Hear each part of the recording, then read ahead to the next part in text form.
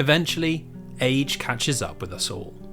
From the mightiest knight to the lowest pauper, the professor in his office to the drunk at the bar, we are all bound together in the forward march of time, and no matter how hard you try, eventually you'll catch yourself looking in the mirror and thinking, God, haven't I gotten old?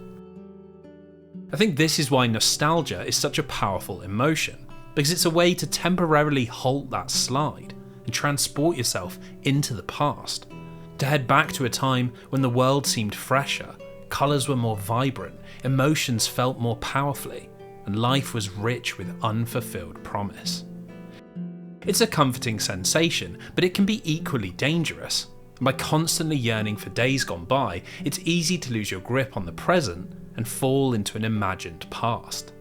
Now, in the world of modern media, this is an even more powerful phenomenon, as success gives birth to fans desperate to recapture that original excitement, and companies more than happy to oblige. It's the great conundrum that plagues every major franchise. How do you continue to make movies, or games, or comics, or books without eventually becoming derivative and falling back on nostalgia alone? Well, in June 2023, these are the questions that Indiana Jones and the Dial of Destiny is going to attempt to answer. 40 years on from the first exploits of our action hero archaeologist, Harrison Ford is assuming the role for one final hurrah, a farewell tour that intends to send the character off into the sunset, hopefully with the good wishes of fans both new and old. It'll be the conclusion to a series that's lived in our pop culture consciousness since the very concept began, and when the credits roll, like the artifacts our hero tracks down, Indiana Jones will pass into the annals of history. So in order to honour this end of an era, let's indulge in a little nostalgia of our own, and travel back to a time when Indiana Jones was a fresh blockbuster franchise, not only dominating at the box office, but playing an important role in the growth of another upstart medium. It might come as a surprise, but our whip-wielding doctor has left behind quite the video game legacy. And so today, we're going to find out if his unique brand of tomb raiding, Nazi punching and whip cracking has stood the test of time. It's a mystery that's going to take us all around the globe, from the dark recesses of forgotten consoles to the glitz and glam of the modern day, all in search of those elusive clues that could explain what the future might hold for Henry Jones Jr. This is Indiana Jones, a lengthy retrospective, and it's time to go hunting for fortune and glory. Now, before we start, a few quick disclaimers and a word about today's sponsor. Firstly, and most importantly, this video is not a retrospective of the Indiana Jones movies, and while I'll be discussing the circumstances around their creation and their critical and commercial reception, I'm going to go ahead and presume that you're already familiar with the plots of Raiders of the Lost Ark, Temple of Doom, The Last Crusade, and the Kingdom of the Crystal Skull.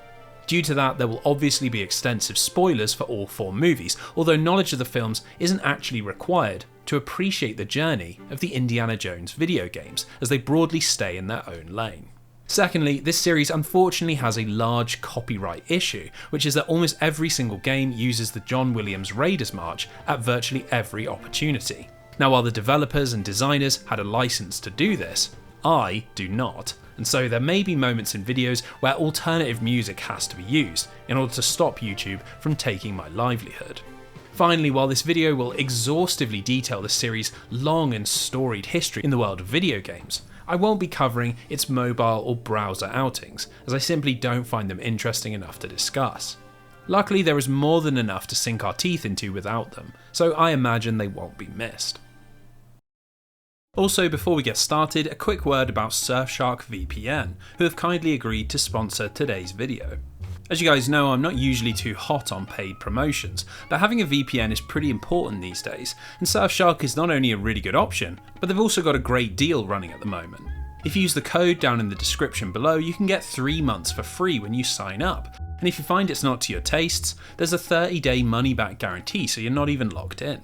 Considering just how rampant malware, trackers and DDoS attacks are, I think having a VPN to protect yourself is just common sense. And considering every company is trying to harvest your data, it's good to have something that gives you a little bit of privacy. On top of that, I think a lot of people don't realise just how many things you can use a VPN for. Everyone knows about accessing streaming services in other countries, but you can use it to bypass censorship, get early access by changing time zones, avoid ISP throttles, and best of all, purchase games from other stores when they have regional deals.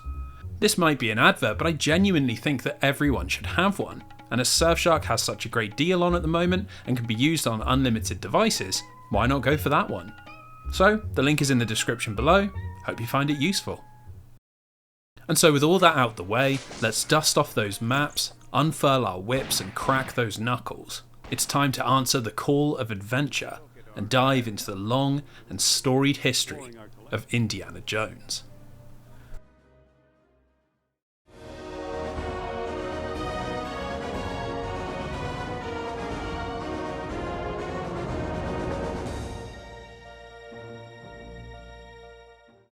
Our story begins with a visionary, a man who wanted to do things differently, and in the process of breaking tradition, ended up creating the blueprint that all future franchise building would follow. I'm of course talking about George Lucas, as the origins of the video game adventures of Indiana Jones begin with the decision he took all the way back in 1976. Lucas was working on Star Wars, despite the film going on to become one of the most important releases of all time. During its production, everyone from the cast, to the crew, to the executives at 20th Century Fox, all thought that they were making a box office bomb. The only person who had faith in the project was Lucas himself, and so this led to one of the most outrageous deals in movie history.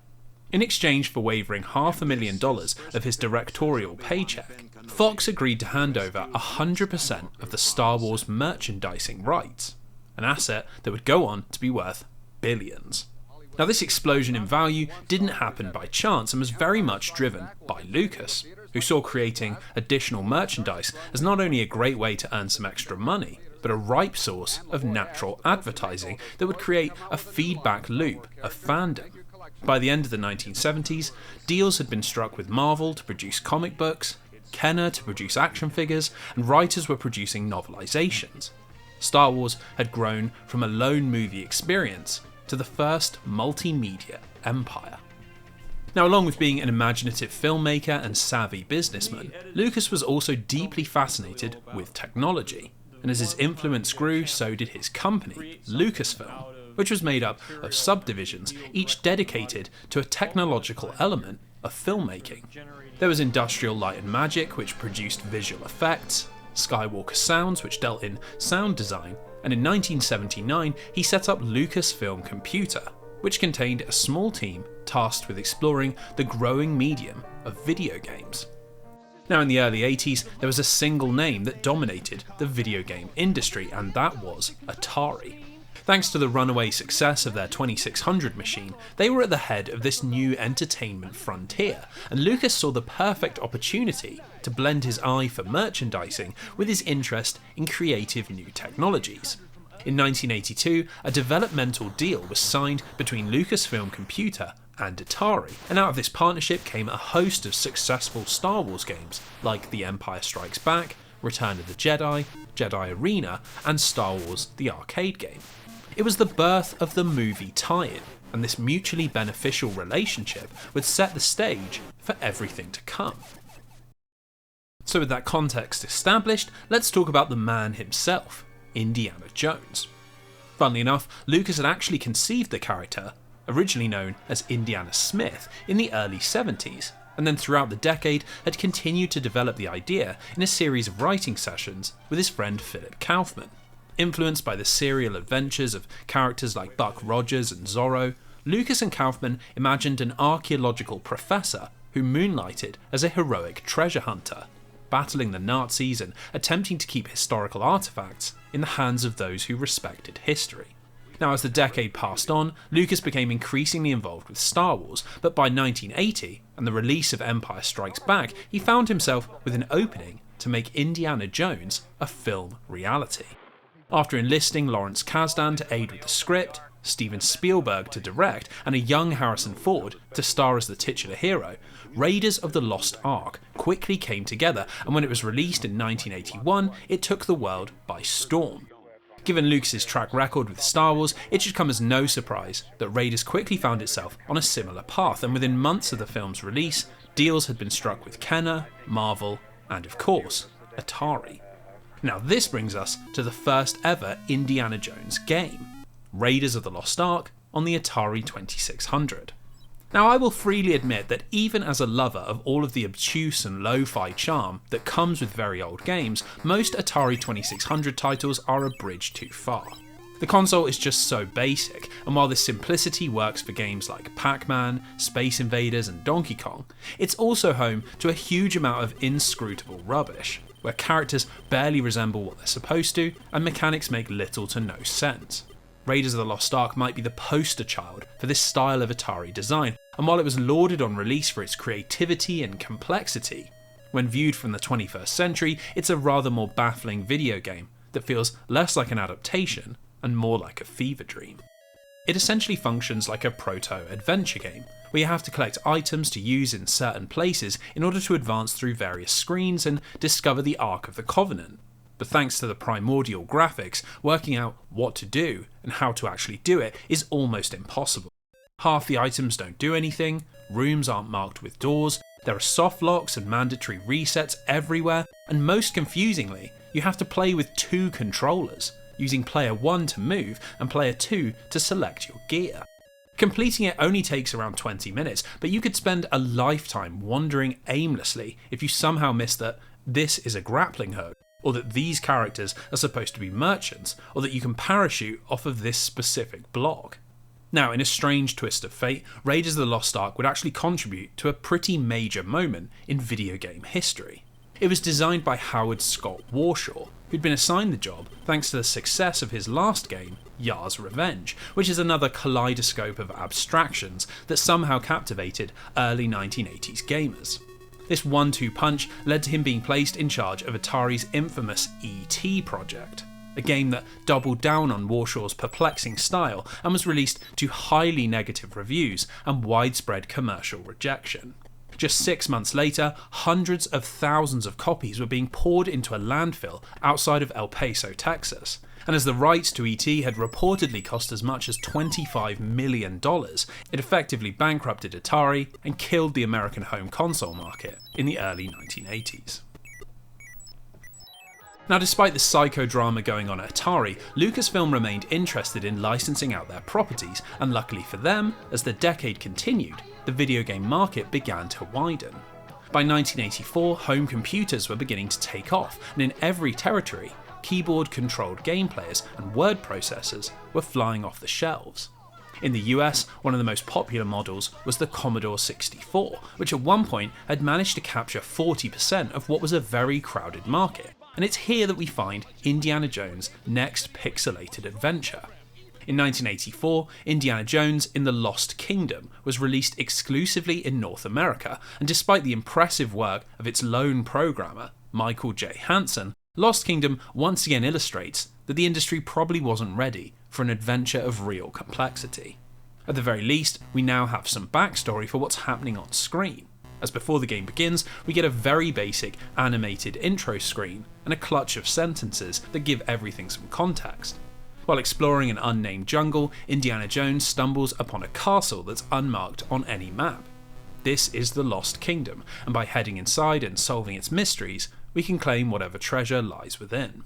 Now, the game itself is not too dissimilar from its Atari forebear, in that it's a puzzle game dressed up as an adventure, and while you walk through the castle halls on the very first screen, every subsequent area is a self-contained challenge. Like this screen where you have to fight a monster before hitting bells in order to open a series of doors. It's not exactly the most cohesive puzzle you've ever seen, but it at least flows from A to B. The problem is that most of the other screens are utterly indecipherable. This purple set of shelves, for example.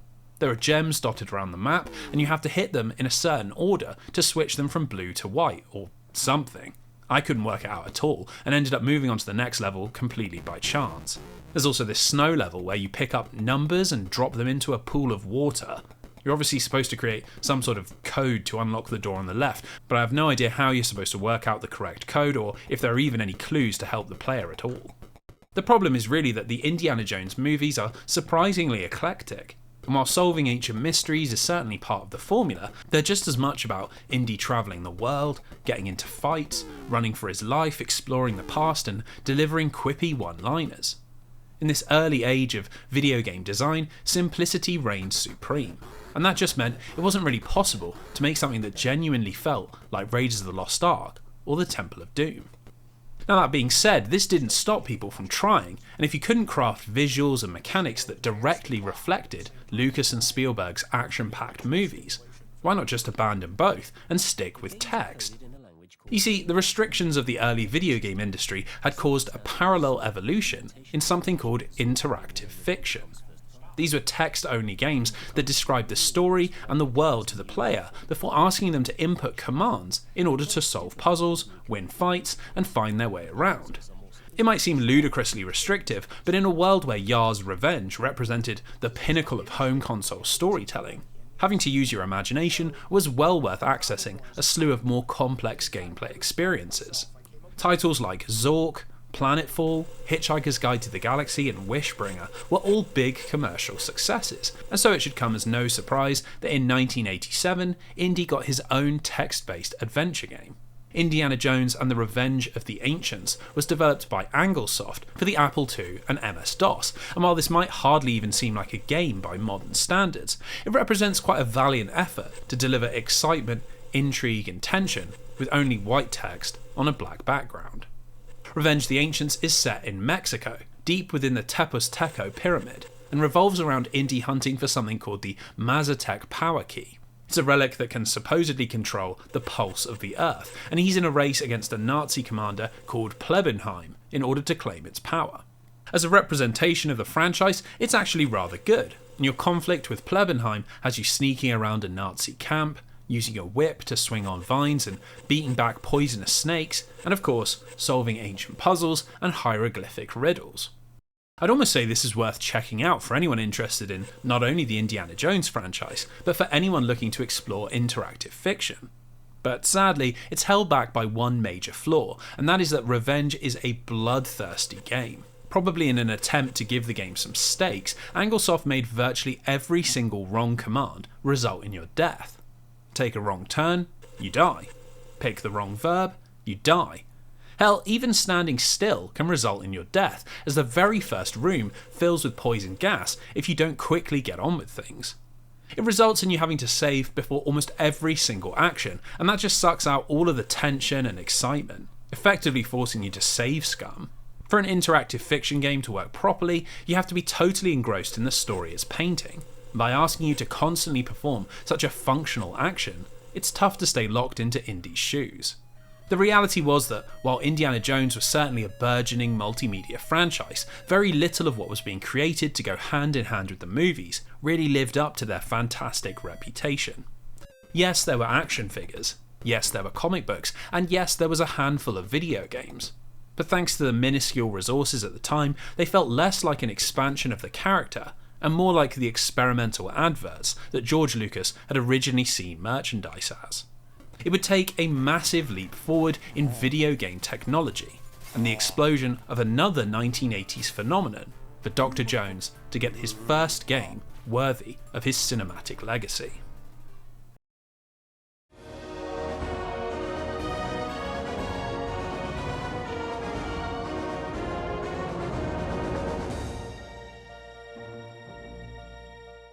Given everything we've just spoken about, you could easily think that video games in the early 1980s simply weren't that popular. But that was very much not the case. In fact, it was actually extremely popular, but was all happening far away from people's homes, crowded around a cabinet with a pocket full of quarters in the arcades. During the late 70s, there'd been an explosion of coin-operated game machines, and thanks to the runaway popularity of games like Space Invaders, Asteroids, Pac-Man and Donkey Kong, by the mid-80s it was estimated that there was over 1 million active arcade boxes in the US alone. Now, it wasn't just the most lucrative part of the industry, but it was also the most ambitious, and cabinet producers like Namco, Sega and Konami were constantly trying to one-up each other with more advanced machines that would suck up even more money. By 1985, the sorts of experiences that could be had standing around in a Chuck E. Cheese or Tilt arcade were far outstripping those available with a console and controller. And it's in this long-lost world that we find Indiana Jones' first true video game success story. In 1984, Lucas and Spielberg released their much-anticipated sequel to Raiders of the Lost Ark, Indiana Jones and the Temple of Doom. Now, while Temple received mixed reviews from critics, who seemed to dislike its darker tone and focus on intense action and morbid imagery, audiences viewed the film very differently. Just like Raiders before it, Temple was a box office smash, breaking records for ticket sales in an opening week and going on to be the highest grossing movie of the year. The success of Temple of Doom guaranteed that the franchise was here to stay, and with that came another wave of licensed merchandise. There would be comics and action figures like before, but now the video game tie-in held a lot more weight. And while Atari still had the rights, Lucasfilm demanded something of considerably higher quality. Thanks to a series of failed follow-ups to the Atari 2600, and general appetite for home console games in a post-ET lull, the only option was to take indie into the arcades. And thankfully, that was an area where Atari still had some solid chops. In August of 1985, Indiana Jones and the Temple of Doom, the arcade game, began to appear all over North America, and just like the film it was based on, it was a big hit. Now, the first thing to note is that for the time, this is a great looking game and really pushed the boundaries of arcade graphics and sound design, thanks to some innovation from Atari's development team.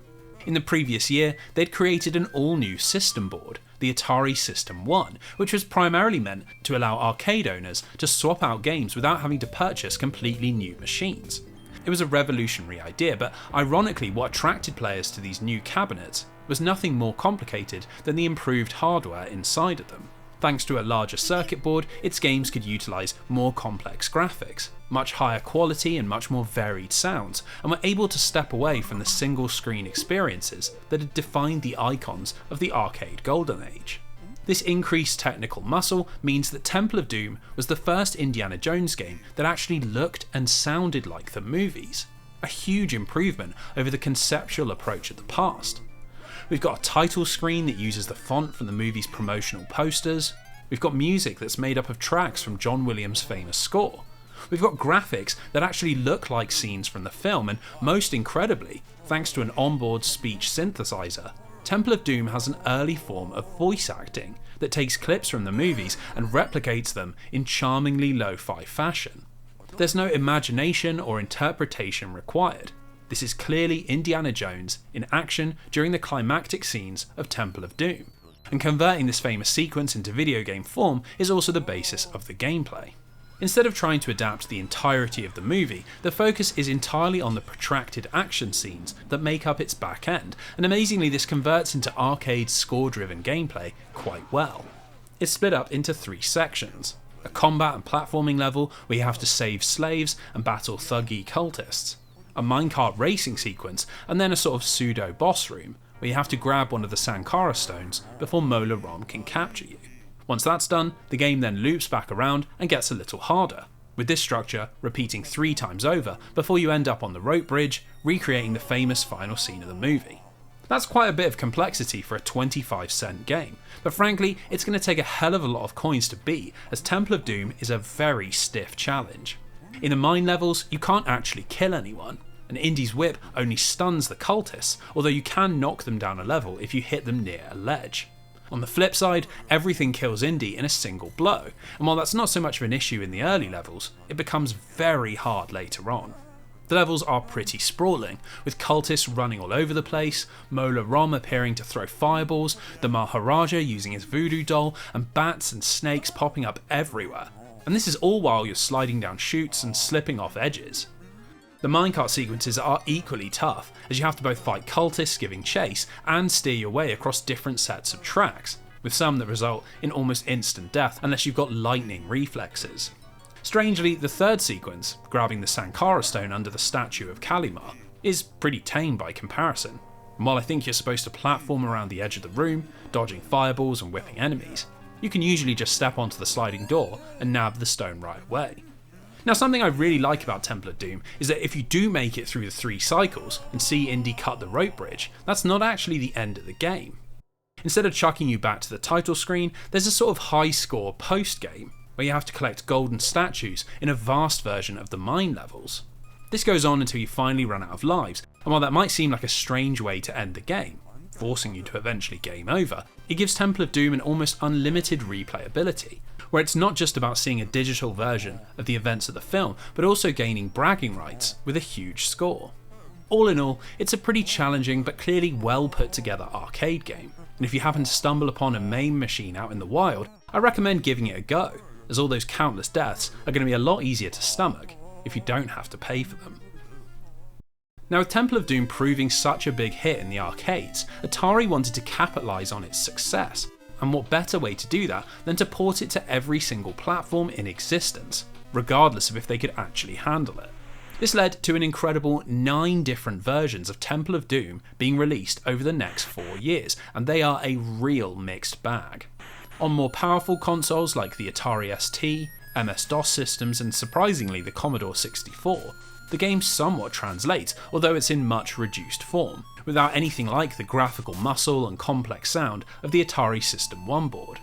Unfortunately, that doesn't apply to the majority of these ports, as on the MSX, the ZX Spectrum, the Amiga, and the Apple II, the game runs so poorly and looks so downgraded that you wonder why they even bothered. Clearly, Indiana Jones mania was strong enough for eager fans to look past any flaws, and this meant, for Atari, the license represented a money printing machine that they weren't keen to let go of. So let's jump forward to the late 80s, where the video game landscape had changed once again. In 1985, Nintendo released the NES in North America, and thanks to the runaway success of games like Super Mario Bros., The Legend of Zelda, Duck Hunt, and Excitebike, interest had reignited in home console gaming, and every developer was scrambling to claim a piece of the pie. The easiest way to do this was to take popular arcade games and reimagine them for Nintendo's 8-bit machine, with successful ports like Ghosts and Goblins, Contra, Life Force, and Donkey Kong Jr., all proving that the strategy worked. As Temple of Doom was both a recognisable and popular movie, and had been a hit in the arcades, it couldn't have been a better fit. But surprisingly, this is where Atari's time with the license comes to an end. You see, at the time, Nintendo's rules around producing games for their systems were pretty strict. You were only allowed to release 5 games a year, they had to be NES exclusive for 2 years after release, they had to be published in Nintendo-produced cartridges, and they retained the right to veto any content that they didn't approve of. Atari hated this structure, and so their home console subsidiary, Tengen, set about trying to get around the NES's lockout chip so they could produce unauthorized cartridges. Between 1988 and 1989, Tengen released 20 black cartridge, unlicensed NES titles, porting games like Shinobi, Afterburner, Miss Pac-Man, and even Tetris onto the console without Nintendo's knowledge. Obviously, the Big N wasn't happy about this, and pretty quickly, Atari was in court for copyright and patent infringement. The result was the recall and destruction of the vast majority of these black label cartridges, and among these was their port of Indiana Jones and the Temple of Doom. Now, in order to not completely lose their investment, the decision was taken to license Tengen's creation to Mindscape, the company that had published Indiana Jones and the Revenge of the Ancients, and which held a legitimate Nintendo license. This meant that in 1989, a second version of Indiana Jones and the Temple of Doom was released on the NES, with Mindscape licensing the title from Tengen, who were a subsidiary of Atari, who were licensing the property from Lucasfilm. Quite the crazed pyramid of agreements in order to get this game to market. Now, unfortunately, all this effort to get around Nintendo's rules wasn't remotely worth it, as Temple of Doom on the NES is substantially worse than its arcade counterpart. Obviously, the NES was a far less powerful machine than the Atari System 1, and this meant a big downgrade in the game's presentation and sound. The high-quality audio and synthesized voices are no more. The detailed sprites and rich pixel backgrounds are gone, and along with them, much of the sense that you're supposed to be playing as Indiana Jones. If you didn't know that this was supposed to be based on Temple of Doom, there isn't really any way to tell, and strangely the game's structure has also been reworked and now doesn't really follow the events of the movie. Instead of a cycle of a mine level, a minecart level, and then the Temple of Kali, the first two have been blended into a single type, and the third is absent until the very end of the game. You now ride carts, rescue slaves, battle thuggy cultists, and swing between ledges, all on a single screen called a wave. And you've got to get through 11 of these in order to finish the game. Now, there's nothing inherently bad about these changes. After all, as we've already discussed, plenty of NES arcade downgrades were a huge success. The issue with Temple of Doom is that Tengen had tried to add more complexity to the gameplay, and it takes the well-balanced simplicity of the arcade game and tips it over into something quite frustrating. You now have an inventory of items which you collect while rescuing slaves. A sword, a gun, TNT, and your whip, and you can switch between them in order to permanently kill cultists or unlock extra paths. It's a good idea in theory, but the implementation is just horrific, as you need to hold down select and a direction in order to change items. The game's relentless pace never really allows for this, and if you're on a conveyor belt or being chased down by a cultist, there simply isn't time to switch gears, and it makes the system feel a lot less useful or interesting than it should be. Even more annoyingly, if you do somehow manage to get to the later stages, you have to have a good stock of pistol ammo and TNT in order to defeat these crocodiles and form a bridge across the lava. If you didn't do this, and why would you know to conserve these items, you simply can't finish the game, and it's back to the start for another go round.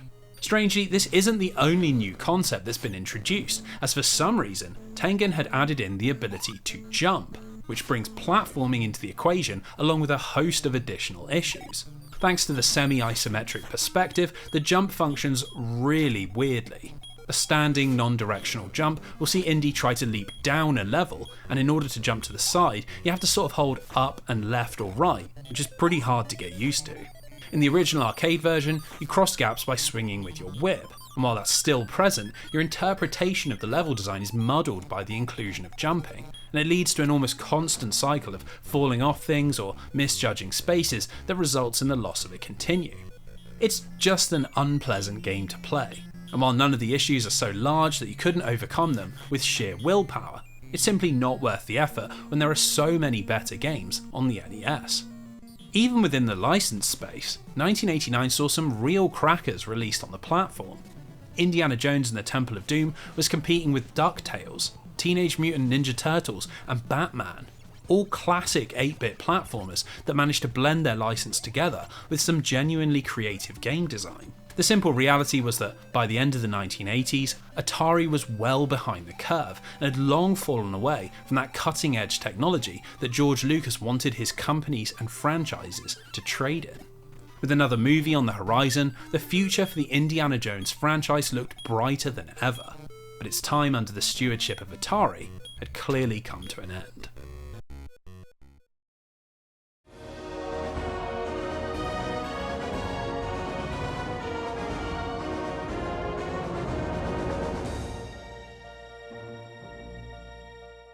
The end of the 80s was a defining moment for the Indiana Jones franchise for two important reasons. First, it saw the release of the third film in the series, Indiana Jones and the Last Crusade. It was considered something of a return to form, bringing back the globe-trotting adventure, the Christian mythological story, and a more light-hearted tone, which all helped get the critics back on side after Temple of Doom's mixed reviews. With Sean Connery cast as Indy's father, Henry Jones Sr., it felt like the blockbuster sequel that people had expected to follow Raiders, and by the end of 1989, the franchise once again had the highest grossing movie of the year, and multiple Academy Awards to boot. This continued theatrical success obviously meant more video games, which brings us to the second major development. Lucasfilm Games would cease outsourcing their franchises and would begin taking a much more hands-on role in development. While Atari had held the video game license for both Star Wars and Indiana Jones, Lucasfilm's own studio had been tasked with exploring original concepts, and while they'd begun as a tiny group in a corner of Skywalker Ranch, a series of very well-received games had seen them grow into a globally renowned developer. They'd started life producing titles like Ball Blazer, Rescue on Fractalus, and The Eidolon for home computers that had found real success when they released Maniac Mansion in 1987. It had been conceived by Ron Gilbert and Gary Winnick, who wanted to take the ideas of a pen and paper haunted house RPG and convert it into video game form. form. This led to Gilbert creating the Scum engine, which took the complex command line gameplay of traditional adventure games and replaced it with a mouse-driven verb system that was considered much easier to understand. The first game to use this system was Maniac Mansion, and in tandem with the game's hilarious writing and charming characters, it received rave reviews. And after following it up with more well-received games like Battlehawks 1942 and Zack McCracken, Gilbert and his small team were considered rising stars in the PC market. So in early 1989, when Atari lost the Lucasfilm license, it made complete sense to let this talented team loose on one of the company's golden geese. And with The Last Crusade due out in May of that year, it was clear which one Gilbert and co should be working on. Developed in just a handful of months in order to meet this deadline, Indiana Jones and The Last Crusade, the graphic adventure, is a phenomenal video game, managing to both push the adventure game genre forwards while keeping the focus squarely on the source material of the film. So let's start with how you actually play, because to the untrained eye, The Last Crusade probably looks rather strange. It's essentially a slightly altered version of the movie, where key scenes have been expanded into distinct zones where you solve puzzles, talk to other characters, fight Nazis, bicker with your father, and just generally play the role of Indiana Jones in The Last Crusade. It's all done through a list of verbs along the bottom of the screen. You want to pick something up, you select pick up, then click the item, and then Indy will head over and carry out your command. Same goes for using an item. Click use, then the item, then the location you want to use it. And really, while you can click the screen to move Indy around, these verbs are the true way that you interact with the game. For those used to the immediacy of Super Mario or The Legend of Zelda, this will probably seem both an intimidating and confusing way to control a video game. But honestly, it's nowhere near as bad as it seems once you learn a few key rules. The first is to use what is to scan every inch of the screen, as this highlights what you can actually interact with. And the second is to just check every verb on every item, as this usually results in some form of forward progress.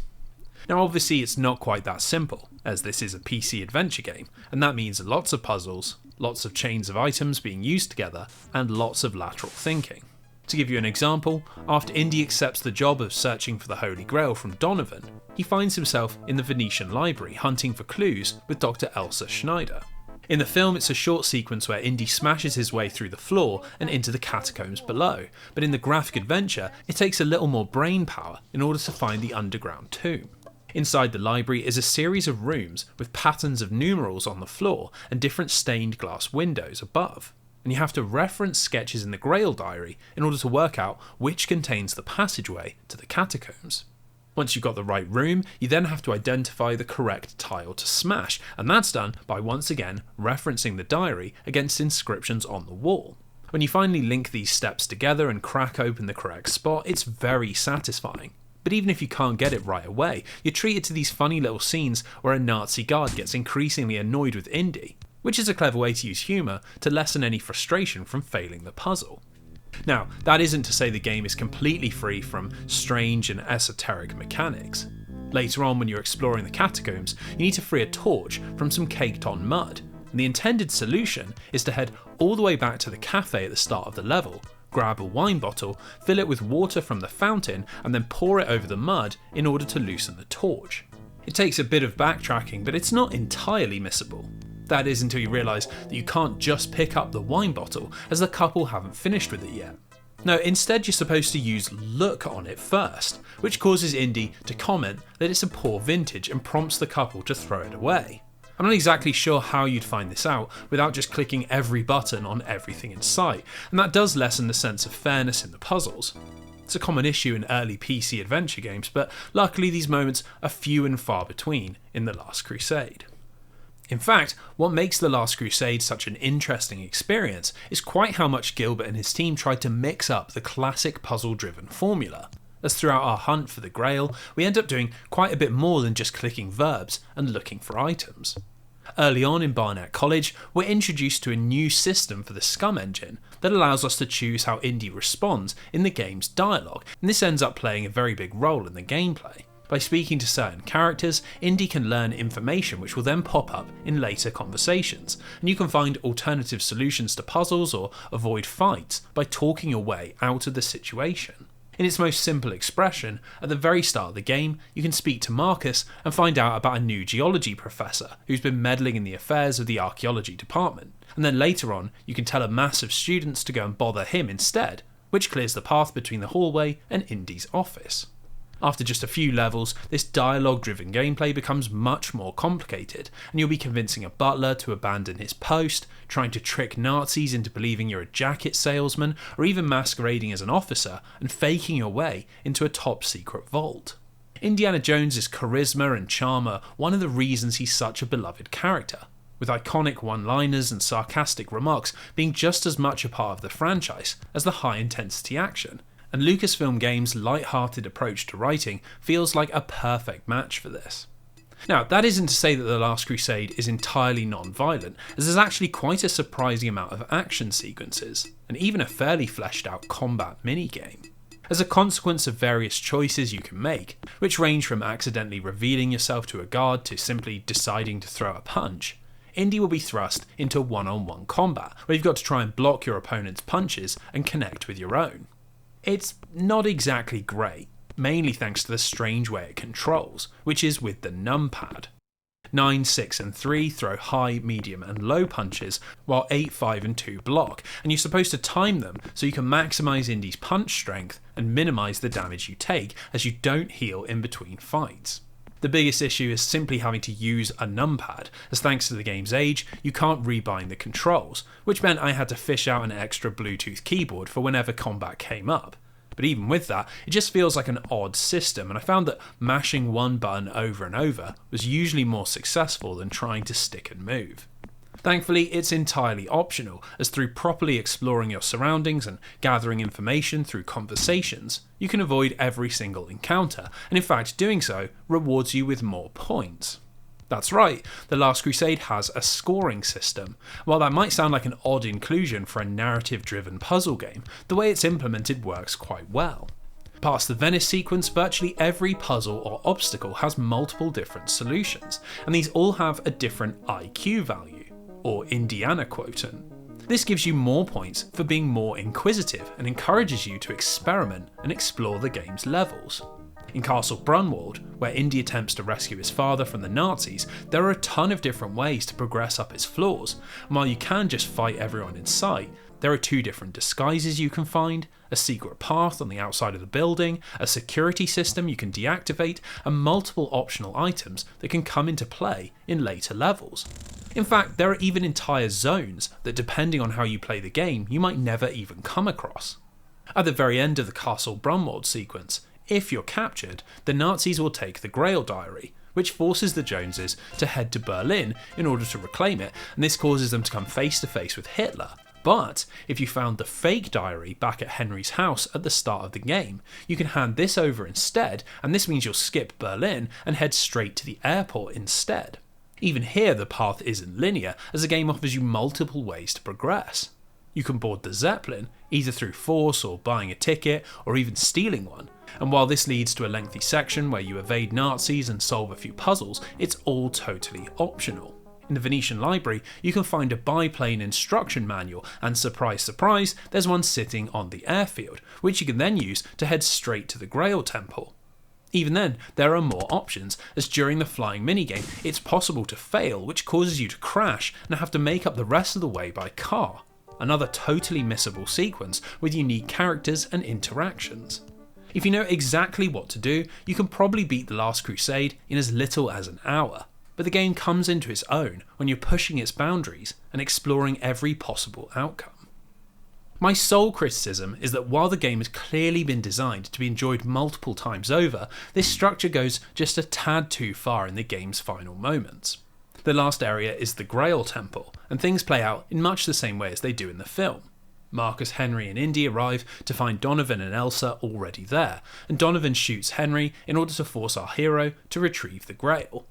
Now, given this sequence is made up of 3 puzzles in the movie, you'd expect this to play into the design of the game, but strangely 2 of the 3 trials play out as cutscenes, and the third is extremely easy, asking you to step on the correct letters and not requiring anything like the complex chain of items from earlier levels.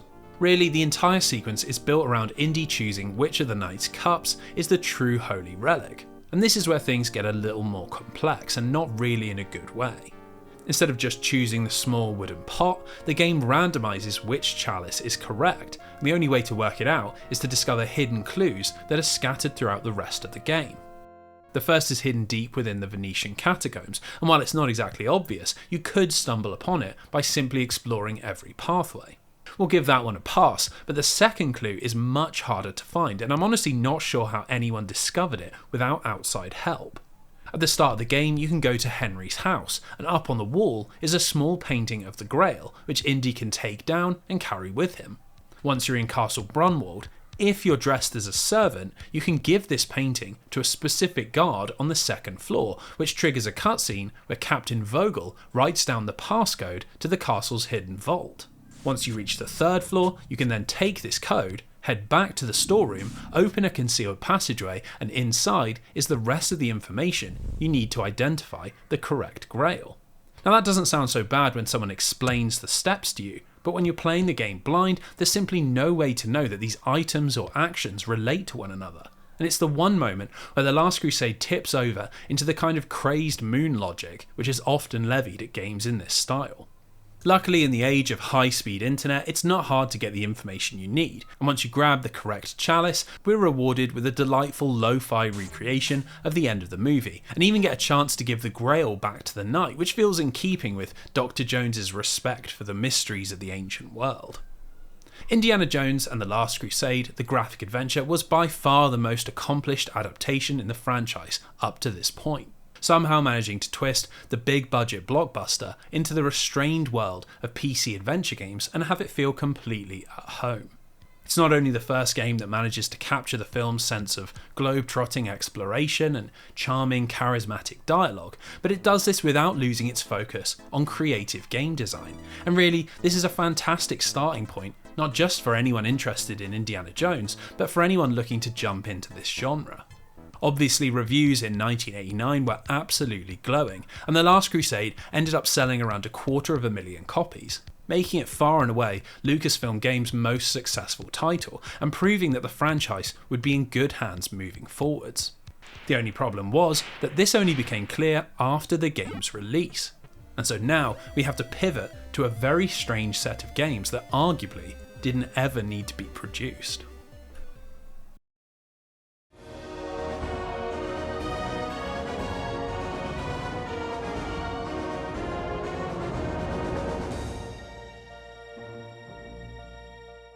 Even before it had sold a single ticket, it was obvious that Indiana Jones and the Last Crusade was going to make millions at the box office, and this represented a massive opportunity to cash in on the merchandising. Just like with Temple of Doom before it, video games were a huge part of this, but handing the responsibility solely over to Lucasfilm Games, who despite their critical acclaim had never moved big numbers, well, that presented something of a commercial risk. Now this was mainly because Lucasfilm Games were primarily a PC developer, and while Maniac Mansion had been ported to the NES, that version hadn't sold amazingly well, as point-and-click adventure games really were at their best with a mouse and keyboard. As Nintendo's stranglehold on the video game industry only continued to grow, the idea of missing out on this key market was simply not viable. So Lucasfilm took the decision to commission another Last Crusade game, one that would be more focused on mainstream platformer gameplay and could be ported to every console under the sun. Also released in May of 1989, Indiana Jones and the Last Crusade, the action game, was developed by Tiertex Designs, a small studio from Macclesfield in the United Kingdom. Now Tiertex didn't have much of a back catalogue, only having worked on 3 games before somehow landing this job, with one of them being the notorious Commodore 64 version of Capcom's Street Fighter, a port so unlikely and so poor quality that you can hardly believe it exists. I think it's not unfair to surmise that the contract wasn't exactly high value, and that's reflected in the game's credits, which seem to indicate that The Last Crusade was developed by a single programmer, Mark Haig Hutchinson. He would surprisingly go on to have a really successful career, ironically joining LucasArts shortly after this project shipped, where he'd work on a spate of seminal titles like Dark Forces and Rogue Squadron, before eventually jumping ship to Retro Studios, where he worked as a key designer on Metroid Prime. It's quite the CV, But The Last Crusade, the action game, is something of a false start that exists very much in the shadow of its graphic adventure sibling. Just like with Temple of Doom years before, it was ported to almost every single platform in existence, and depending on which version you end up with, it can be a real eyesore.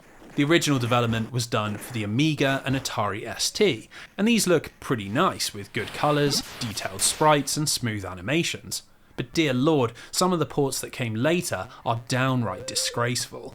Once again, the ZX Spectrum and Amstrad CPC editions are monotonal nightmares, which run at a slideshow pace.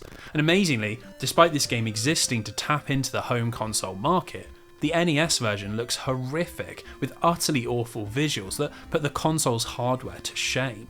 In total, there were 9 different ports released between 1989 and 1993, so for the sake of our sanity, we're going to settle on what should have been the definitive edition, the late 1992 Sega Genesis version, which was developed by US Gold. The aim of The Last Crusade, the action game, was to produce a typical late 80s console platformer, and that is exactly what we've got. You play as Indy in a set of 6 side-scrolling levels, all themed around scenes from the movie, and with a controller that has just 3 buttons: jump, punch and whip. There are no extra credits for working out how this is going to go down. You leap between platforms, dodge spiky pits, punch various goons, fight against bosses, and race against a timer to get to the end of each stage without running out of lives. Now, considering this released in the same year as Sonic the Hedgehog 2, and 3 years after Super Mario World, you'd be forgiven for expecting something more complex. But what you've got to remember is that this is essentially an Atari game with a fresh coat of Sega paint, and while it looks very nice at a glance, it's impossible to get past the subpar gameplay. For starters, it commits the dual unforgivable platforming sins of having sloppy controls and poor hit detection. Not only does it feel borderline impossible to land a punch without getting hit yourself, but you'll constantly be sliding to your doom or overshooting gaps with Indy's unnatural jumping arc. This might not be so bad if the stages were simple, but they're filled to the brim with environmental hazards, meaning one false move and you're usually dead. It makes for a brutally difficult game where even a single enemy can cost you your entire health bar. And I have no shame in saying that I had to resort to the prodigious use of save states to even make it past the first level. I've got absolutely no problem with hard games, and in fact, if you've seen my other videos, you'll know that I absolutely love them. But it's difficult because of deficiencies in design rather than fair challenge. Oddly, The Last Crusade, the action game, also seems to have some major issues adapting its source material. There's no intro cutscene or text in between levels or any story of any kind, which means it relies entirely on the player's knowledge of the movie, and that really just makes the game feel like a brazen cash-in, especially in comparison to the lovingly written script in Ron Gilbert's adventure game. Similarly confusing are the bosses. At the end of the mine, we fight against a Tomb Raider who's wielding a giant girder. It's odd, but I guess it's okay if you absolutely have to have an end-level boss. What doesn't work quite so well is the Native American archer randomly fought at the end of the circus train, or this goose-stepping Nazi officer that you fight on the exterior wall of Castle Brunwald. Luckily, the final stage skips the boss fights altogether, although instead we're subjected to this utterly terrifying shot of Indiana Jones lifelessly staring out of the screen while we choose the Holy Grail. It's enough to keep even the hardiest of players awake for weeks, and is worse than any boss fight they could have ever come up with. I'm usually loath to go in so hard on the games I review because I know that nobody sets out to make something unenjoyable. Given how majestically Haig Hutchinson would turn around his career, I feel safe to say that this is simply just a case of an honest mistake, with the project likely held back by inexperience, low budgets, poor hardware, or any combination of the three. The fact that it ended up on 9 platforms is really more of a testament to the sheer popularity of the movie it's based on, rather than its qualities as a video game. And were this to be released without the franchise to piggyback on, well, we might never have seen Indiana Jones again.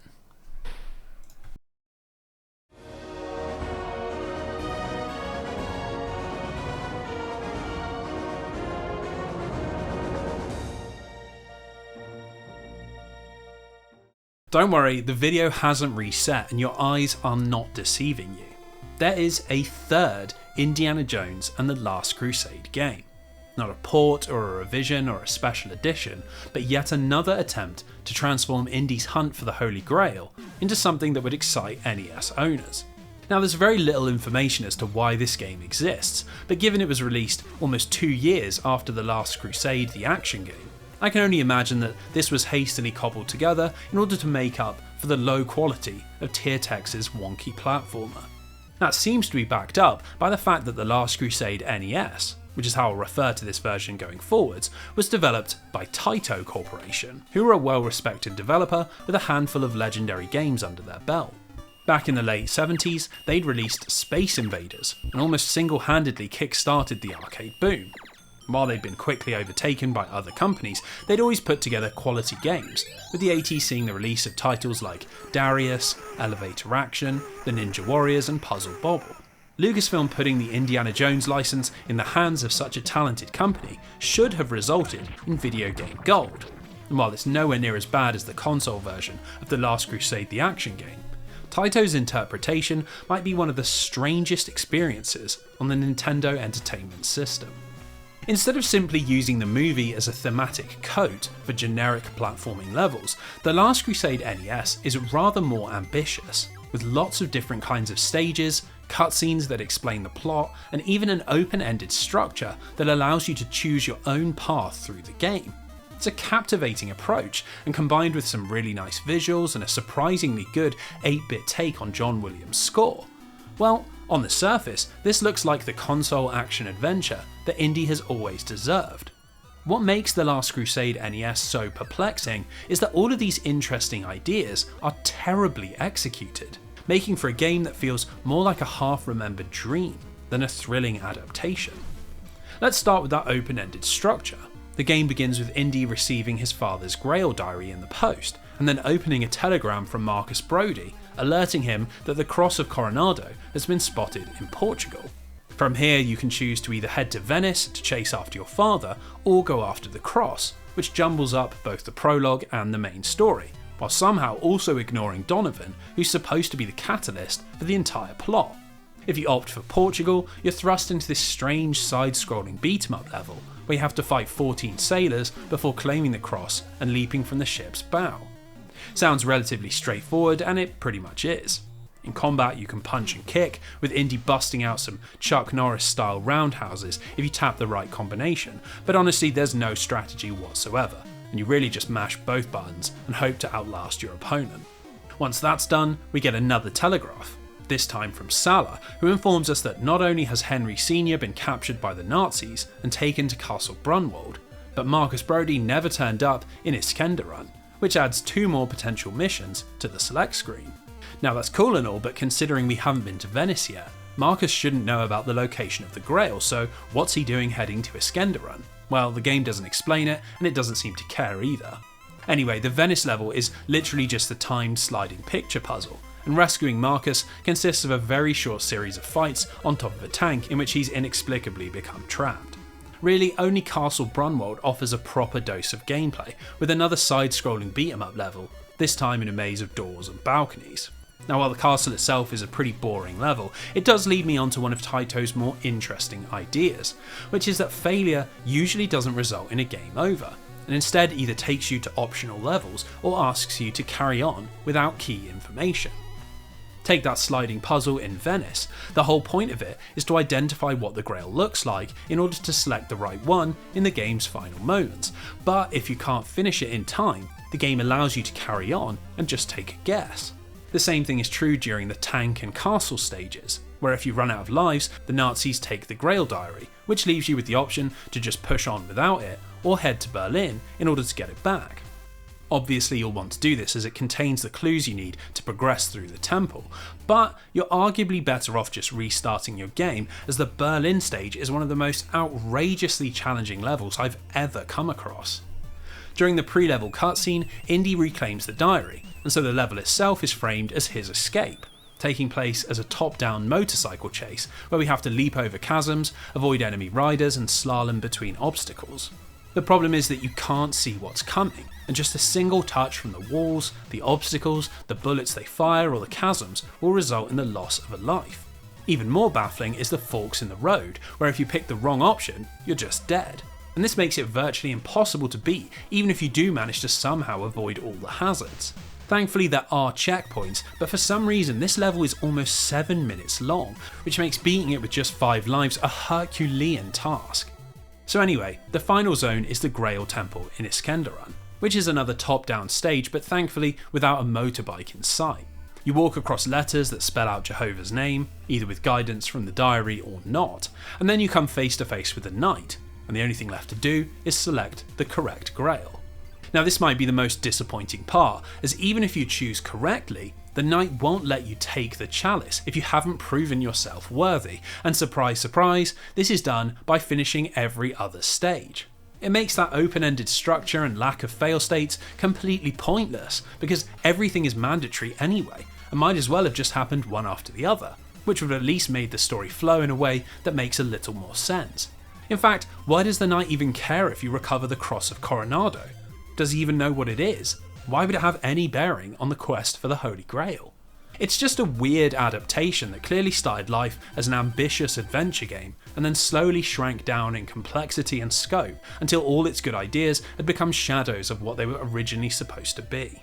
By the time you pour the holy waters onto Henry Sr., who I might add we never even see get injured, you won't have been playing for much more than 15 minutes. Even if we're generous and say it'll take double that time with resets or getting trapped in the motorbike level, this is a full price video game that is only 30 minutes long. In 1985, that might have been acceptable, but in 1991, kids were locked onto the Super Nintendo and Sega Genesis. Expectations had changed, and the Last Crusade NES falls very short. A few clever ideas and a popular license simply weren't enough to move the needle, and despite Lucasfilm having multiple attempts, the franchise was still floundering in the home console market. With the movie trilogy wrapping up and Spielberg, Lucas and Ford moving on to fresh projects, the video games would require major reinvention if the series was going to continue, and this would mean taking a leap into the unknown and forging a new path for the franchise.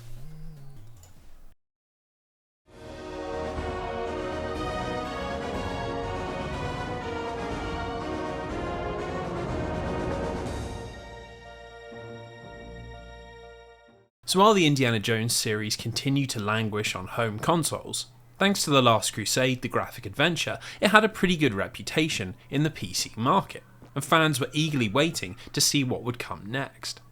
Well, surprisingly, The Last Crusade had only ever been intended as a one-off movie tie-in, and so instead of designing a sequel, Gilbert and Winnick had gone back to coming up with their own ideas.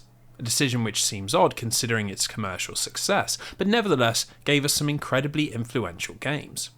The first was Loom, which was designed by another adventure game titan, Brian Moriarty, and which Winnick handled the art for. Released in January 1990, Loom took the adventure game formula that the studio had become known for, and twisted it into a complex fantasy story that was much more serious in tone, and even shipped with a 30-minute audio drama that helped explain its detailed lore. It was unlike anything else on the market, but it would quickly fall into the shadow of Ron Gilbert's next game, which released just 6 months later. This was The Secret of Monkey Island, a game that needs very little introduction as it's essentially become the iconic face of the point-and-click genre. Gilbert had brought in 2 younger developers, David Grossman and Tim Schafer, who would both go on to have illustrious careers in their own right, and between the 3 of them, they crafted a game that was a real lightning-in-a-bottle moment. It had witty writing, a unique aesthetic, supremely creative puzzles, and quickly became the darling of critics all around the world, which of course led Gilbert and his team to produce a sequel, Monkey Island 2: LeChuck's Revenge, which released the following year. Considering that the studio had begun life in a quiet corner of George Lucas's home, with just a handful of employees, it was a truly meteoric rise. And by this point, Lucasfilm Games had become one of the most important divisions in the entire company. To reflect this, there was a reorganisation. Lucasfilm Games, Industrial Light and Magic, and Skywalker Sound were all rolled into a single autonomous entity, LucasArts, a new super division that was given its own office in San Rafael, California, and tasked with pushing their small video game business to the next level. It was an exciting time, but things actually got off to something of a bad start. Despite the excitement around the release of Monkey Island 2, it ended up selling quite poorly, and despite the fantastic reviews, Gilbert and his studio had to change direction. and take on some more commercially viable projects in order to make all the money that had been invested in forming LucasArts worthwhile. One of these new projects was that much anticipated sequel to Indiana Jones and the Last Crusade, the graphic adventure. But instead of Gilbert or Winnick taking the lead, it was placed in the care of Hal Barwood. Now, Barwood is an interesting character for quite a few reasons. For starters, he knew relatively little about game development, having spent most of his career as a film writer and producer, where he'd worked with Steven Spielberg on the Sugarland Express and had been in charge of the 1981 fantasy epic Dragon Slayer. In fact, he was only working at LucasArts because he was a close friend of George Lucas, who'd brought him into the expanding company as a writer and director off the back of nothing more than his deep passion for playing video games. Now, originally the plan had been to have Barwood adapt an unused script, Indiana Jones and the Monkey King, which was at one point going to be Indiana Jones 3. But incredibly, he ended up convincing the team that the script was no good, and that they should instead focus all of their energy on creating their own entirely original story. In order to make this a reality, Barwood was paired up with Noah Faustian, a talented developer who'd been the co-lead on The Last Crusade, and together they quickly started designing a very ambitious experience that didn't just aim to build on LucasArts' adventure game history, but also produce the first Indiana Jones video game since those early text-based adventures that wasn't conceived by George Lucas. Development took almost 2 years, an astoundingly long amount of time for a game in this style, but surprisingly, the lengthy production went relatively smoothly, with Barwood learning how to program the SCUM engine and Faustian able to come up with some very complex systems. The only stumbling block was the name. LucasArts' marketing department wanted to call it Indiana Jones: The Next Adventure, but Barwood fought tooth and nail for it to follow the conventions of the movies, and in the end, he won. On June 1st, 1992, Indiana Jones and the Fate of Atlantis was released on MS-DOS, Mac, and the Amiga, and almost immediately it became a runaway success, garnering near universal acclaim and moving boxes like nothing else LucasArts had ever produced. It would go on to sell over 1 million copies, by far the company's most successful adventure game, and despite all of the incredible work done by Gilbert, Schaefer, Winnick and Grossman, it was Hal Barwood, Noah Faustian and Indiana Jones that proved LucasArts would be a success. So the obvious question is, what makes Fate of Atlantis quite so good, and why did this game sell so much more than Monkey Island, Maniac Mansion and even The Last Crusade? Well, like any of the finest games, the answer is quite a few different things. So let's dive in and work out what exactly Barwood and Faustian put together. The most obvious place to start is the presentation, because one of Fate's strongest characteristics is just how much it looks and feels like a cinematic experience. Fate of Atlantis was the first LucasArts game to use an expanded visual palette, with 256 colour options as opposed to Monkey Island's lowly 16, and this increased graphical fidelity both improves the gameplay, with interactable items more clearly rendered, and of course reduces the need for the player to constantly use their imagination to fill in any visual gaps. This emphasis on immersion is helped in no small part by the directorial hand of Hal Barwood, who clearly brings a cinematic flair that isn't present in any other PC adventure game. We see a plane soar over the Azores Islands before the camera pans across to the gameplay area. There are caves that slowly get brighter as Indy's eyes adjust to the darkness, and those maze sequences from The Last Crusade have been repurposed to show the sprawl of Monte Carlo or Algiers. We even get an utterly captivating opening credits sequence, where we're both introduced to the controls and our lead character as he crashes through the back rooms of Barnett College looking for a lost statue. It's completely charming, and the upgraded animations and presentation mean these movie-influenced sections can be fully realised in a way that they couldn't in The Last Crusade.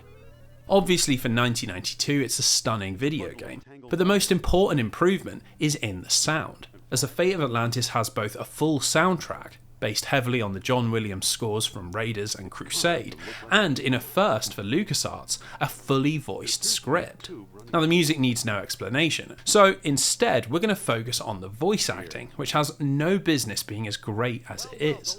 Unfortunately, Harrison Ford was way out of the team's budget, so instead Doug Lee, an actor who'd only done a handful of cartoons and radio adverts, was brought in to replicate Ford's deep tone. This could have so easily ruined the entire game, but Lee does a great impression, and hearing our archaeological hero get snarky with Nazis or try to flirt with his companion or bluff his way out of a situation goes such a long way to making this feel like a true Indiana Jones experience. Outside of Lee, the cast is a bit more of a mixed bag, but for the most part the wonky performances actually add to the charm of the game. And really they're no more ridiculous than John Rhys-Davies playing Salah the Egyptian, or Ronald Lacey's performance as Herr Arnold Trott. Now, while all that is obviously a huge improvement over the Indiana Jones games of the past, it's the plot that makes Fate of Atlantis feel so at home alongside Raiders or Crusade. Whether it was because of his friendship with Lucas or maybe just because of his background as a writer, but Barwood seems to really understand what makes for a good indie-style adventure, and Fate has all the hallmarks of the films without ever feeling derivative. The premise is rooted in genuine historical mythology, with the hunt for the lost continent of Atlantis taking the place of the Ark of the Covenant or the Holy Grail, and Barwood spent months researching and writing his script so that it felt like a natural continuation of the character. The game is set shortly after the Last Crusade, in 1939, and kicks off with Indy's office being robbed by a German officer called Klaus Kerner, who steals an ancient statue of unknown origin. While trying to track him down, Indy becomes tangled up with Sophia Hapgood, an ex-colleague who left the archaeology profession to pursue a career as a psychic and Atlantean historian, two concepts that Indy doesn't exactly have much patience for. After interrupting her lecture, the two discover that Kerner has also ransacked Hapgood's office, and after a brief encounter with what Sophia claims is an Atlantean ghost, the two set off to track down the lost dialogues of Plato, a real-life document that Barwood has reimagined as a guidebook to reach the lost continent. It's all just such a good fit for the franchise. We got a race against a Machiavellian Nazi agent, a mythological mystery that's rooted in some degree of genuine history, a globe-trotting adventure that takes us to exotic locations, and a female companion who isn't exactly too hot on Dr. Jones.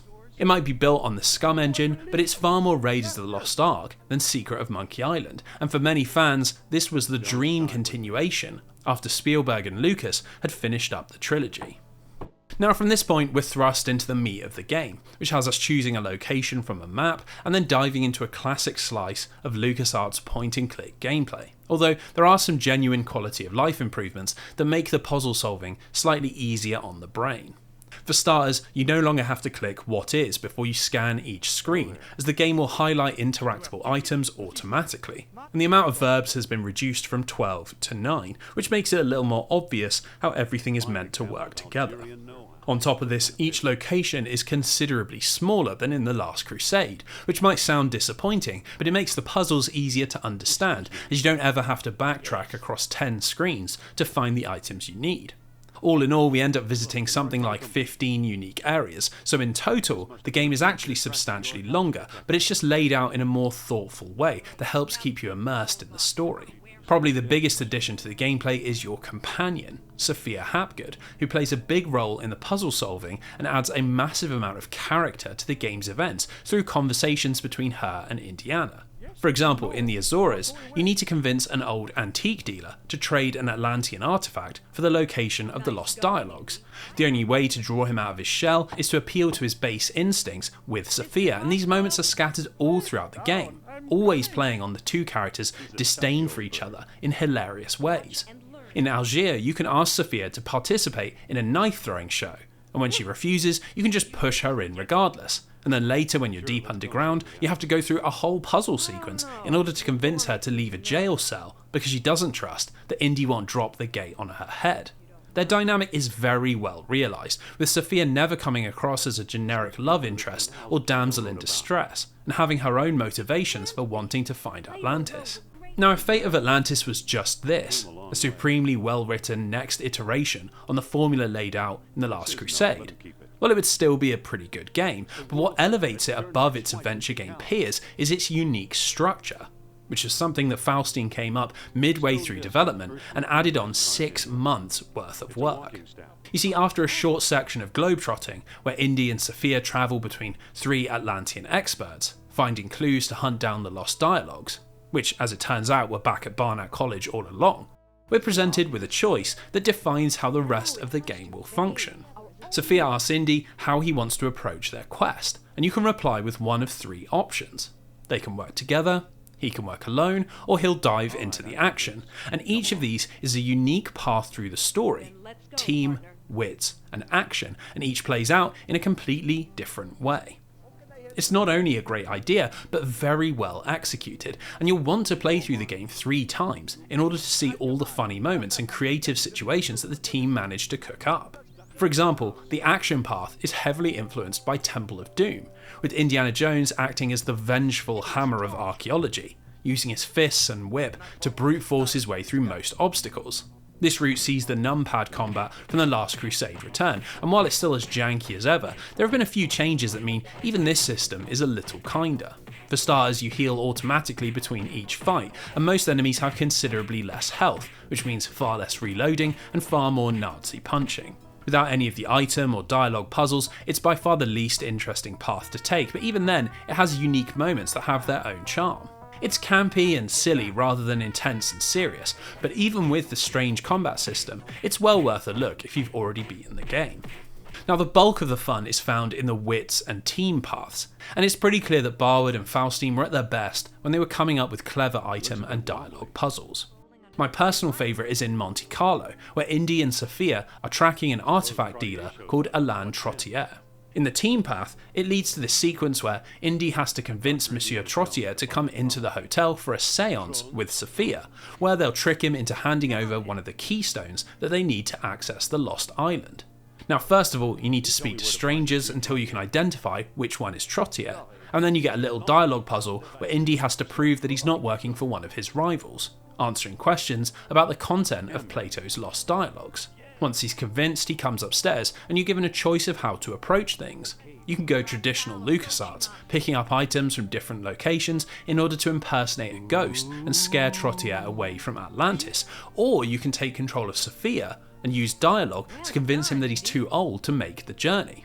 Now, what's really cool about all this is that on the wits path, Monsieur Trottier appears at a completely different point in the game and sets up a totally different puzzle. In that version, at the Algiers dig site, Indy intercepts a telegram from the Germans, who as it turns out are planning to abduct Trottier in order to extort information about Atlantis. Obviously we race over to Monte Carlo in order to warn him, but he's kidnapped all the same, and this throws us into a funny little minigame where the top-down city perspective is used to simulate a car chase. You've got to run the Nazis off the road and rescue their hostage, and in his gratitude, Trottier points you towards the location of the keystone, which allows us to carry on with our quest. Most adventure games would be content with just one of these paths, but Barwood and Faustine somehow managed to cram 3 into a single title, and have all of them feel coherent and interconnected. Considering both had never directed a game before, and Barwood didn't even know how to program at the start of the project, it's an astounding achievement and well deserving of its critical reputation. So regardless of the path you take, eventually you end up in Atlantis, and sadly this is where a few problems start to rear their head. The culprit is this giant maze, which takes the player agency and clever writing and swaps it out for some extremely complicated and rather nonsensical traditional point-and-click puzzle solving. Basically, you have to visit every single room in this 4-screen maze, finding items that work together in a massive sequence in order to both open the path to the inner sanctum and, if you're on the wits or team path, free Sophia from captivity. We also get our first real dose of moon logic, with a puzzle that makes almost no sense. Just outside of the inner sanctum is a giant octopus, and in order to get it to move, you have to combine a skeleton ribcage with a bratwurst from a defeated Nazi, and then use these to make a crab pot in order to capture one of the orange critters and feed it to the octopus. If you could work all that out without being told beforehand, you're a wiser person than I am. Now, as annoying as all that is, it pales in comparison to the real kick in the teeth, which is that it's possible to soft lock the game, thanks to a mechanic which clearly wasn't properly tested. All throughout the game, Indy and Sophia find these orichalcum beads, a material which the Atlanteans used to power their machines, and use them in many puzzles that involve the ancient machinery. There's quite a bit of this in the maze sequence, so the game provides a room where you can replenish your stock of beads should you run out. The issue is that one of the items required to activate the bead machine gets used up in a later puzzle, and if you reach this final screen without any beads, as I unfortunately did, there's no way to go back and get any more, which locks the game and requires you to go back to a previous save. Again, if you're a seasoned adventure game pro, this probably won't happen, and you'll relish the game throwing such complicated puzzles at you. But for a more relaxed audience, it's a change of pace that doesn't quite live up to the soaring highs of the rest of the game. Now luckily it's well worth pushing through, as the Fate of Atlantis has an extremely strong ending, concluding in a way that feels very in keeping with the style of the movies. In the inner sanctum, Indy and Sophia are finally captured by Herr Kerner and a crazed scientist by the name of Dr. Uberman, who reveals that their plan is to harness the vast power of the Orichalcum in order to create godlike beings for the Third Reich's war effort. Again, it's deeply influenced by how Raiders treated the power of the Ark, in that we're not really given concrete explanations for the supernatural powers, but what we do see is dangerous and shouldn't be tampered with lightly. Greedy for power, Kerner is the first to step into the machine, but as there remains some confusion about how this actually works, he ends up being transformed into a horrible goblin who immediately falls into the lava. This leads to the final puzzle of the game, a frantic dialogue with Uberman, where Indy has to stall and threaten and trick the scientist into using 100 beads on himself, overloading his body with power and destroying what's left of the lost continent. This little scene is just so emblematic of how deeply Barwood understood what makes Indiana Jones work. For all Indy's action hero chops and archaeological expertise, it's usually the villains who defeat themselves. The Nazis and Raiders were killed for underestimating the power of the Ark, and Donovan's lust for eternal life and riches led to him choosing the wrong grail. So to see Kerner and Uberman fall for similar reasons gives the game an ending that feels deeply satisfying, and more than deserving of its accolades as one of the best Indiana Jones stories ever told. So if the question is, why did Fate of Atlantis sell so well compared to any other game in the franchise, or even any other adventure game for that matter, well, the simple answer is that it's just a supremely well designed and well written game. That 2 years that Barwood and Faustine spent honing their ideas and narrative was so worth it, and not only does Fate of Atlantis feel like something Lucas and Spielberg might have cooked up, but it genuinely pushed the genre forwards, taking the focus away from hardcore puzzling and planting its flag firmly in the world of engrossing cinematic storytelling. If you've even got a passing interest in point-and-click games, you'll absolutely love it, and if that's paired with a love of the films, it's almost guaranteed that you'll have an incredible time. It's currently available on Steam and GOG, and is virtually always on sale, meaning there's very little reason not to dive into one of the finest Indiana Jones adventures ever made. The success of Fate of Atlantis was an extremely important moment in the history of the franchise, not only because it righted the LucasArts ship and set them back on the path to international success, but because it proved that the series could live beyond the films. Up until that point, almost everything had been made in tandem with a high-profile movie release, but Barwood and Faustine had shown that Indy had real potential away from the big screen. Pandora's box had been opened, and for LucasArts, the future of the franchise lay in taking Indiana Jones to new and exciting places.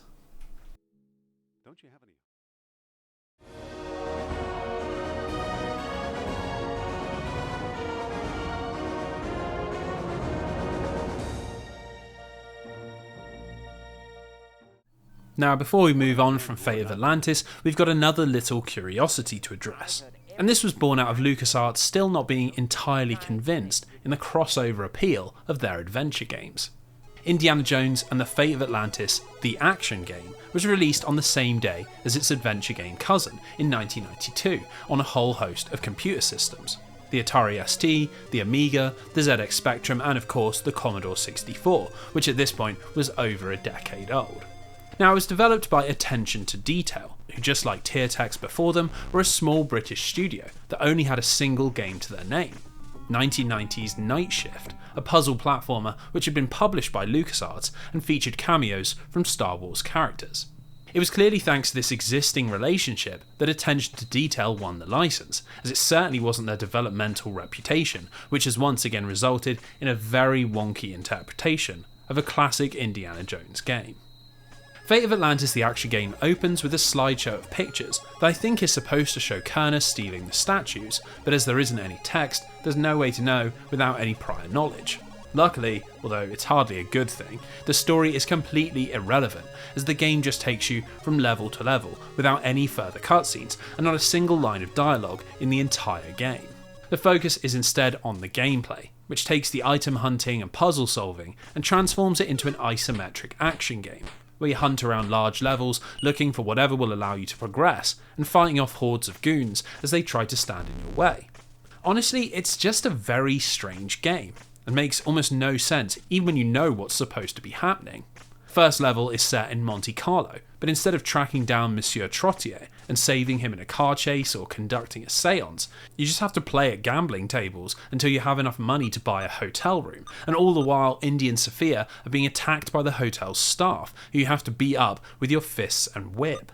It's not exactly bad, but you find yourself asking why they even bothered, as while its subtitle indicates it's an action game, it's hardly pulse-pounding enough to appeal to fans of Doom or Duke Nukem.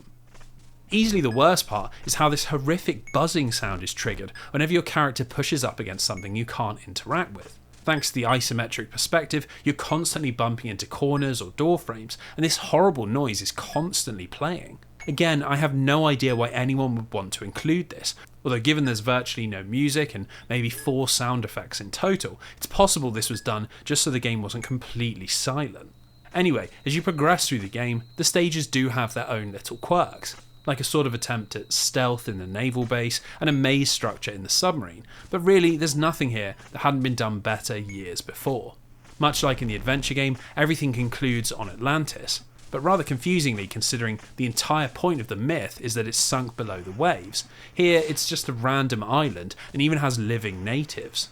As there's no text, we never find out what any of them want or how they survived or how this has never been discovered, and any chance of that is lost when Indiana Jones slots a bunch of orichalcum beads into a machine in the inner sanctum and blows the island to pieces. Rather hilariously, the final screen of the game is a newspaper article that declares Indiana Jones has saved the world from the Nazi threat. Although I'm not exactly sure what level of journalistic integrity the Byzantine Crusader is known for, especially as it looks to me like he just exterminated a small island nation. Jokes aside, it's obviously just not very good, and considering the huge legacy its adventure game sibling left behind, it should come as no surprise that this strange port has been largely forgotten, making absolutely zero impact with critics and selling terribly on systems that were largely already obsolete. Unfortunately for attention to detail, they never managed to turn things around, as after Fate of Atlantis, their next project was a deal with Atari to become one of the main developers for their upcoming home console, the Atari Jaguar. I'm sure at the time this seemed like a big break, but the Jaguar ended up being a colossal failure, and by 1997, attention to detail were on the verge of bankruptcy and were purchased by Kaboom Studios, who themselves ended up going out of business in 2003. Thankfully for LucasArts, Fate of Atlantis the action game's failure was something of a wake-up call, and this odd strategy of releasing lots of different versions of the same game was abandoned from this point on. Free from the strange publishing strategies of the executives, the studio moved into a second golden age that produced quite the spread of interesting Indiana Jones games.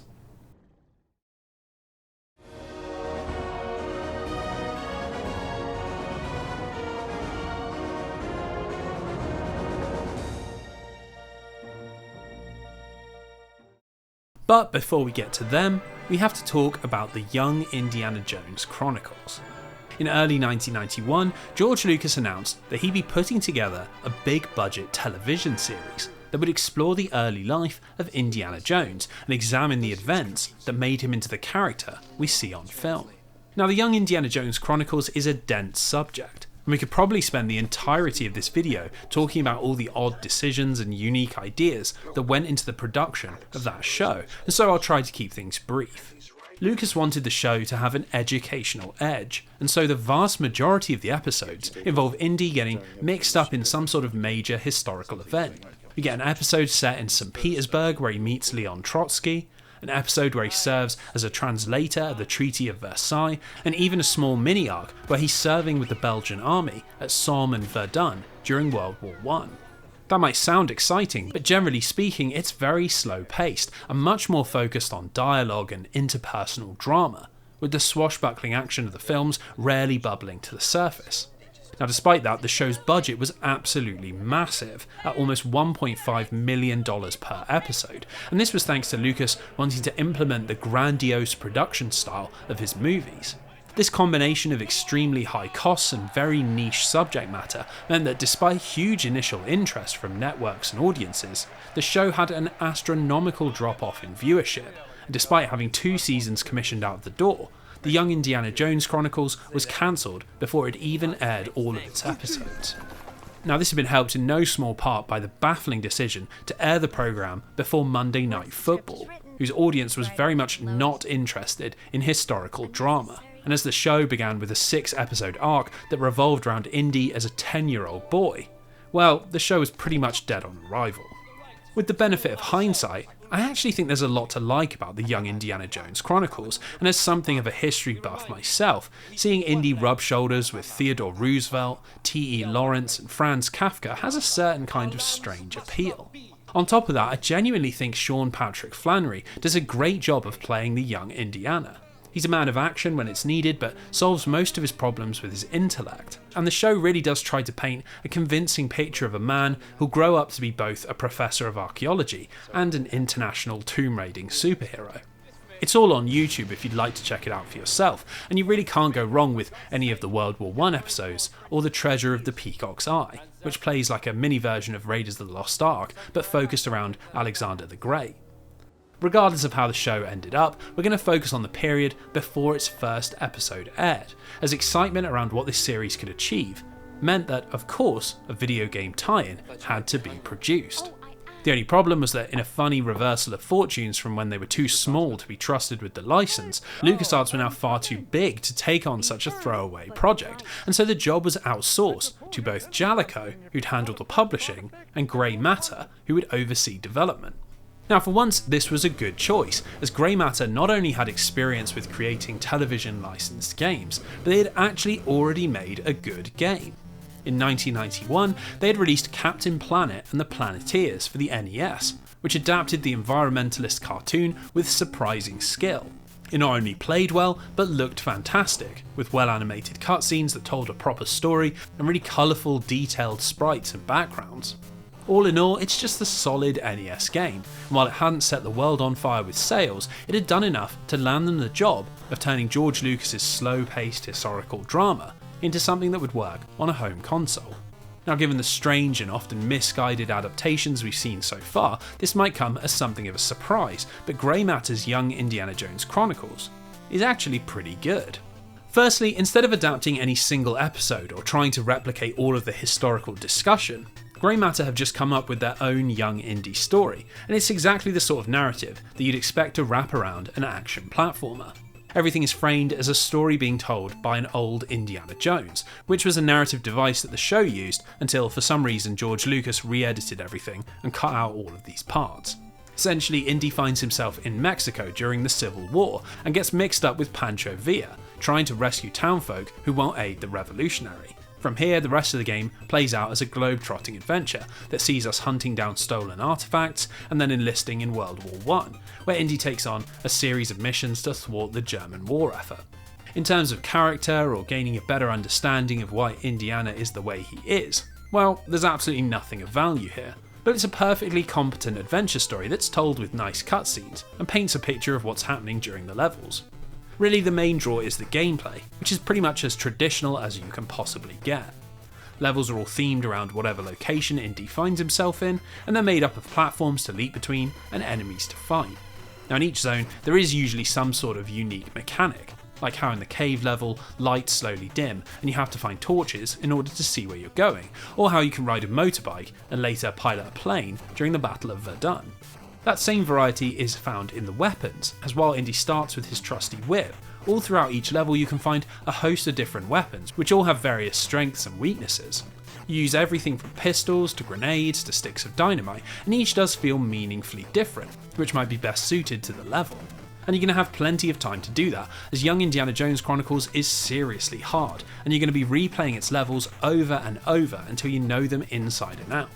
Your health is structured a bit like Sir Arthur in Ghosts and Goblins, where a single hit is enough to kill you, but you can find either a hat or a gas mask which gives you an extra life, although this is going to feel pretty paltry in comparison to the odds you face. The game is full to the brim with gotcha moments. Bombs suddenly fall out of the sky, platforms crumble beneath you, enemies gain new abilities, and despite the game only being around 20 minutes long, it's going to take you far longer than that as you painstakingly memorise every single pixel of the game's 8 levels. Now this might not be the same for everyone, but a big reason I struggled so much is that the game's controls are surprisingly deliberate. When you jump, you can't quickly jump again or fire your weapon as you land, and this is because young Indy has to do this leg bracing animation before he can act again.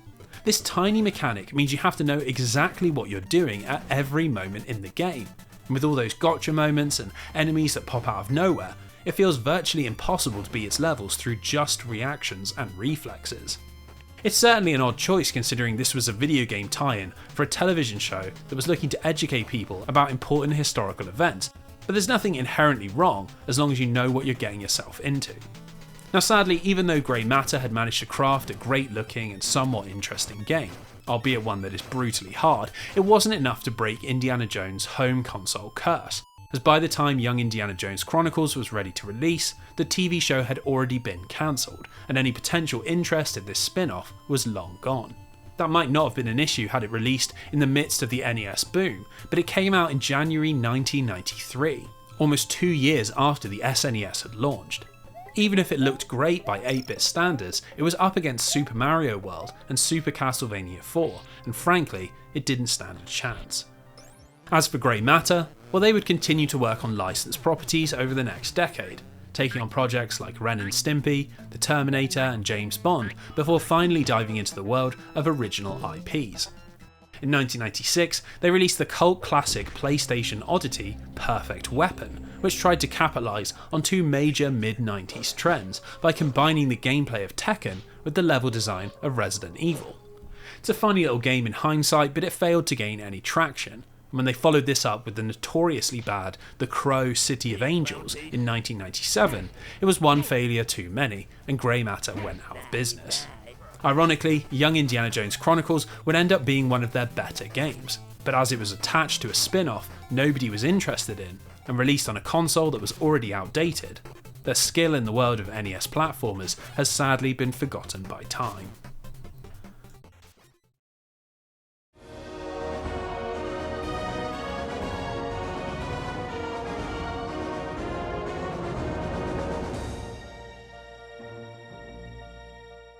Now, Young Indiana Jones wasn't the only Young Indiana Jones tie-in game, as just like when the movies were releasing, LucasArts wanted to make sure that they hit every major platform. By 1992, Nintendo's stranglehold over the home console market had come to an end in America and Europe, and there was a new top dog called Sega. With advanced 16-bit graphics, a host of popular arcade ports, and a focus on the older teenage market, Sega had swept aside the NES outside of Japan, and for every self-respecting license holder, the Mega Drive was the place to be. Now, while it's been largely remembered for Sonic the Hedgehog and Mortal Kombat, titles like Disney's Aladdin and World of Illusion, Marvel's Maximum Carnage and X-Men, and Michael Jackson's Moonwalker were all major releases on the platform, and this reliance on outside IP was a core part of Sega of America's strategy. So with this in mind, you might presume that a Young Indiana Jones Mega Drive game would be a project of high priority. But alas, what we've ended up with is something very subpar and absolutely not at the level that you'd expect from a Sega licensed game. The first red flag is that instead of the license being given to a reputable Mega Drive developer, like Virgin Interactive or Blue Sky Studios, it was developed by Brian A. Rice Incorporated. They'd been set up in 1982 by, surprise surprise, Brian A. Rice, and had started out developing religious education games for the Apple II and Commodore 64, producing captivating titles like Israel's Golden Years, Early Heroes of the Bible, and The Boy Jesus. Amazingly, this was profitable enough for them to expand into the world of commissioned ports, and over the next decade they worked on home computer conversions of games like Space Harrier, Home Alone, and Iron Helix. Now, none of these ports ever came close to matching the originals, which is why I'm not really sure what caused LucasArts to pick them for this job. given the excitement around young Indiana Jones before it hit television screens and the Mega Drive's license-friendly audience, this was the perfect opportunity to swing for the fences, but once again it seems that penny pinching had taken priority. First, let's deal with the name, because Instruments of Chaos sounds more like a fantasy RPG than a globe-trotting historical adventure. Well, it's influenced by the way certain episodes of Young Indiana Jones Chronicles were given pulp movie-style titles, like The Phantom Train of Doom or Masks of Evil. Here, the instruments refer to new technologies that the German Empire are trying to get hold of to turn the tides of World War I, and it's up to young Indy to travel the world, putting a stop to their plans. Taken in that context, Instruments of Chaos is actually pretty on brand, but that's not to say it works from a marketing perspective. Clearly, whoever put together the cover thought something similar, as the title is dwarfed by text that reads "Starring Young Indiana Jones." I can't really blame them for wanting to make it obvious what this game is actually about. So as I said, the game involves travelling to different locations across the world and trying to prevent new weapons of war from falling into German hands. Takes the form of an action platformer with some light puzzle elements, and while that might sound hard to get wrong, Instruments of Chaos does a pretty good job of messing it up. Indy both moves too quickly and too slowly, with both his walking and running pace feeling unsuited for the environments you traverse, and this means it's very hard to avoid bumping into enemies, which triggers a truly ridiculous knockback. In other games that use this mechanic, like Castlevania or Ghosts and Goblins, you gain a few frames of invincibility, which helps you recover, but here there is no such grace. The slightest bump from a snake or bird will send you bouncing around the screen like crazy, and you can even get trapped on top of enemies, pogoing up and down until you're given the sweet release of death. With such horrific consequences for taking damage, you're encouraged to play very slowly, and to also try and eliminate every enemy as they appear, but this only highlights how inadequate young Indiana is in combat. You start each level with a handful of bullets, some grenades, and your trusty whip, but all three feel woefully underpowered, and in the face of infinitely respawning enemies which each take multiple hits to kill, it turns the game into a complete slog. As grenades are often required to destroy objectives, you can't really use them in normal combat, and as your gun is quite hard to aim other than directly forwards, you'll be using your whip through most of the playthrough, and this is where the largest issue is found. Instead of having an attack animation, the whip is built around a sort of pseudo-realistic swinging concept, where in order to whip in a specific direction, you have to pull it back and then flick it forwards. That probably doesn't sound too hard, but in the heat of a battle, when you're being assaulted from every direction and bouncing all over the screen, it's laughably clunky, and the hit detection is so poor that you'll often have no idea what you're doing wrong. Now thankfully on the main menu, you can crank the difficulty right down and increase how many continues you have, but this doesn't fix any of the core mechanics, and instead simply means you'll have enough health to brute force your way to the end of each level. Now on top of these gameplay problems, there's also some very funky level design, and while each of the locations that Indy visits are varied and distinct, it's not always for good reason. You see, in India, the first level is this linear combat gauntlet through a market, and then it segues into a puzzle room where you have to stand on an elephant and hit switches before it changes into an obstacle course and caps off the entire sequence with a big boss fight. With the controls and mechanics, it's not exactly good, but it's a diverse spread of ideas that's clearly had some thought put into it. Now by comparison, let's look at Tibet. The first level is literally just jumping across a set of platforms.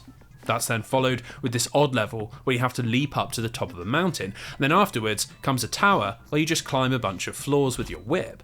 And that's it.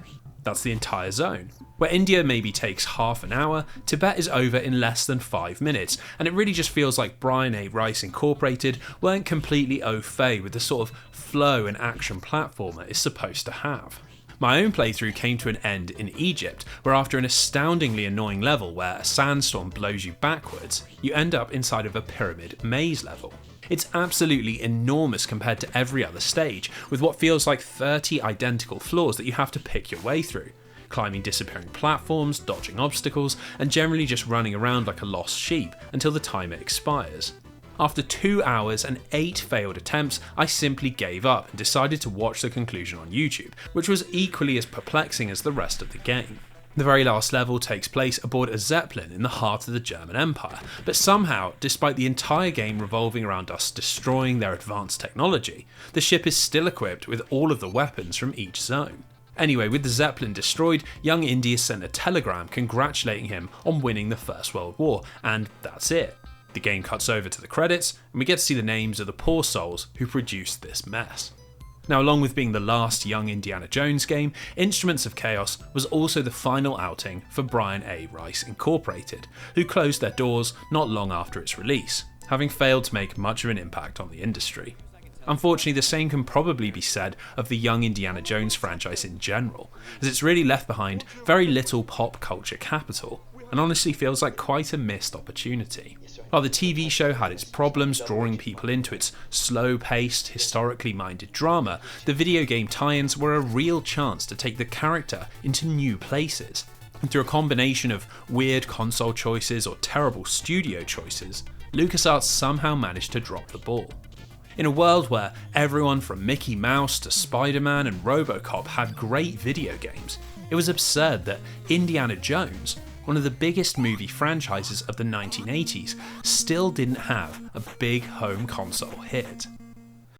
Luckily for LucasArts, that run of poor home console games would finally come to an end in late 1994, although it had little to do with their own work and everything to do with a small team of German developers that was building quite the reputation.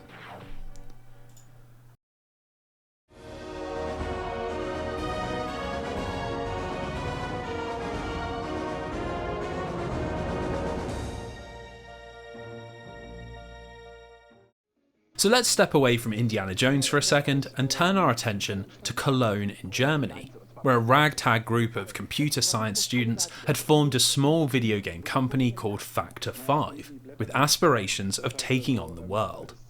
Under the leadership of director Julian Eggebrecht, they had done just that, and within a few years of forming in 1988, the company had grown into a sizable developer thanks to the international success of their Turrican series.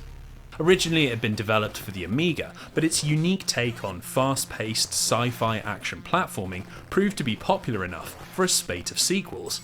By the time Factor 5 had ported it to the Super Nintendo in 1993, Turrican was a major franchise, and they were a studio in high demand. This success led to a lot of interest from big publishers, including LucasArts, and after flying out to California to meet face to face, Eggebrecht and LucasArts head of product, Kalani Streicher, agreed a deal for the German studio to produce a game based on one of the company's licenses. Now, as much as LucasArts were keen to employ such a talented and up-and-coming studio, their history of publishing home console games was not exactly stellar, so they handed oversight of the project over to JVC, another international publisher who they had a strong relationship with. You see, JVC had overseen the Super Star Wars trilogy, which had been developed by Utah-based studio Sculptured Software. The three games had been big hits, combining devilishly challenging action platforming with a real eye for the aesthetics of the movies, and they'd given LucasArts a foothold in the 16-bit home console market. The only problem was that just after the release of Return of the Jedi, Sculptured Software had been purchased by Acclaim and were no longer free to take on outside projects.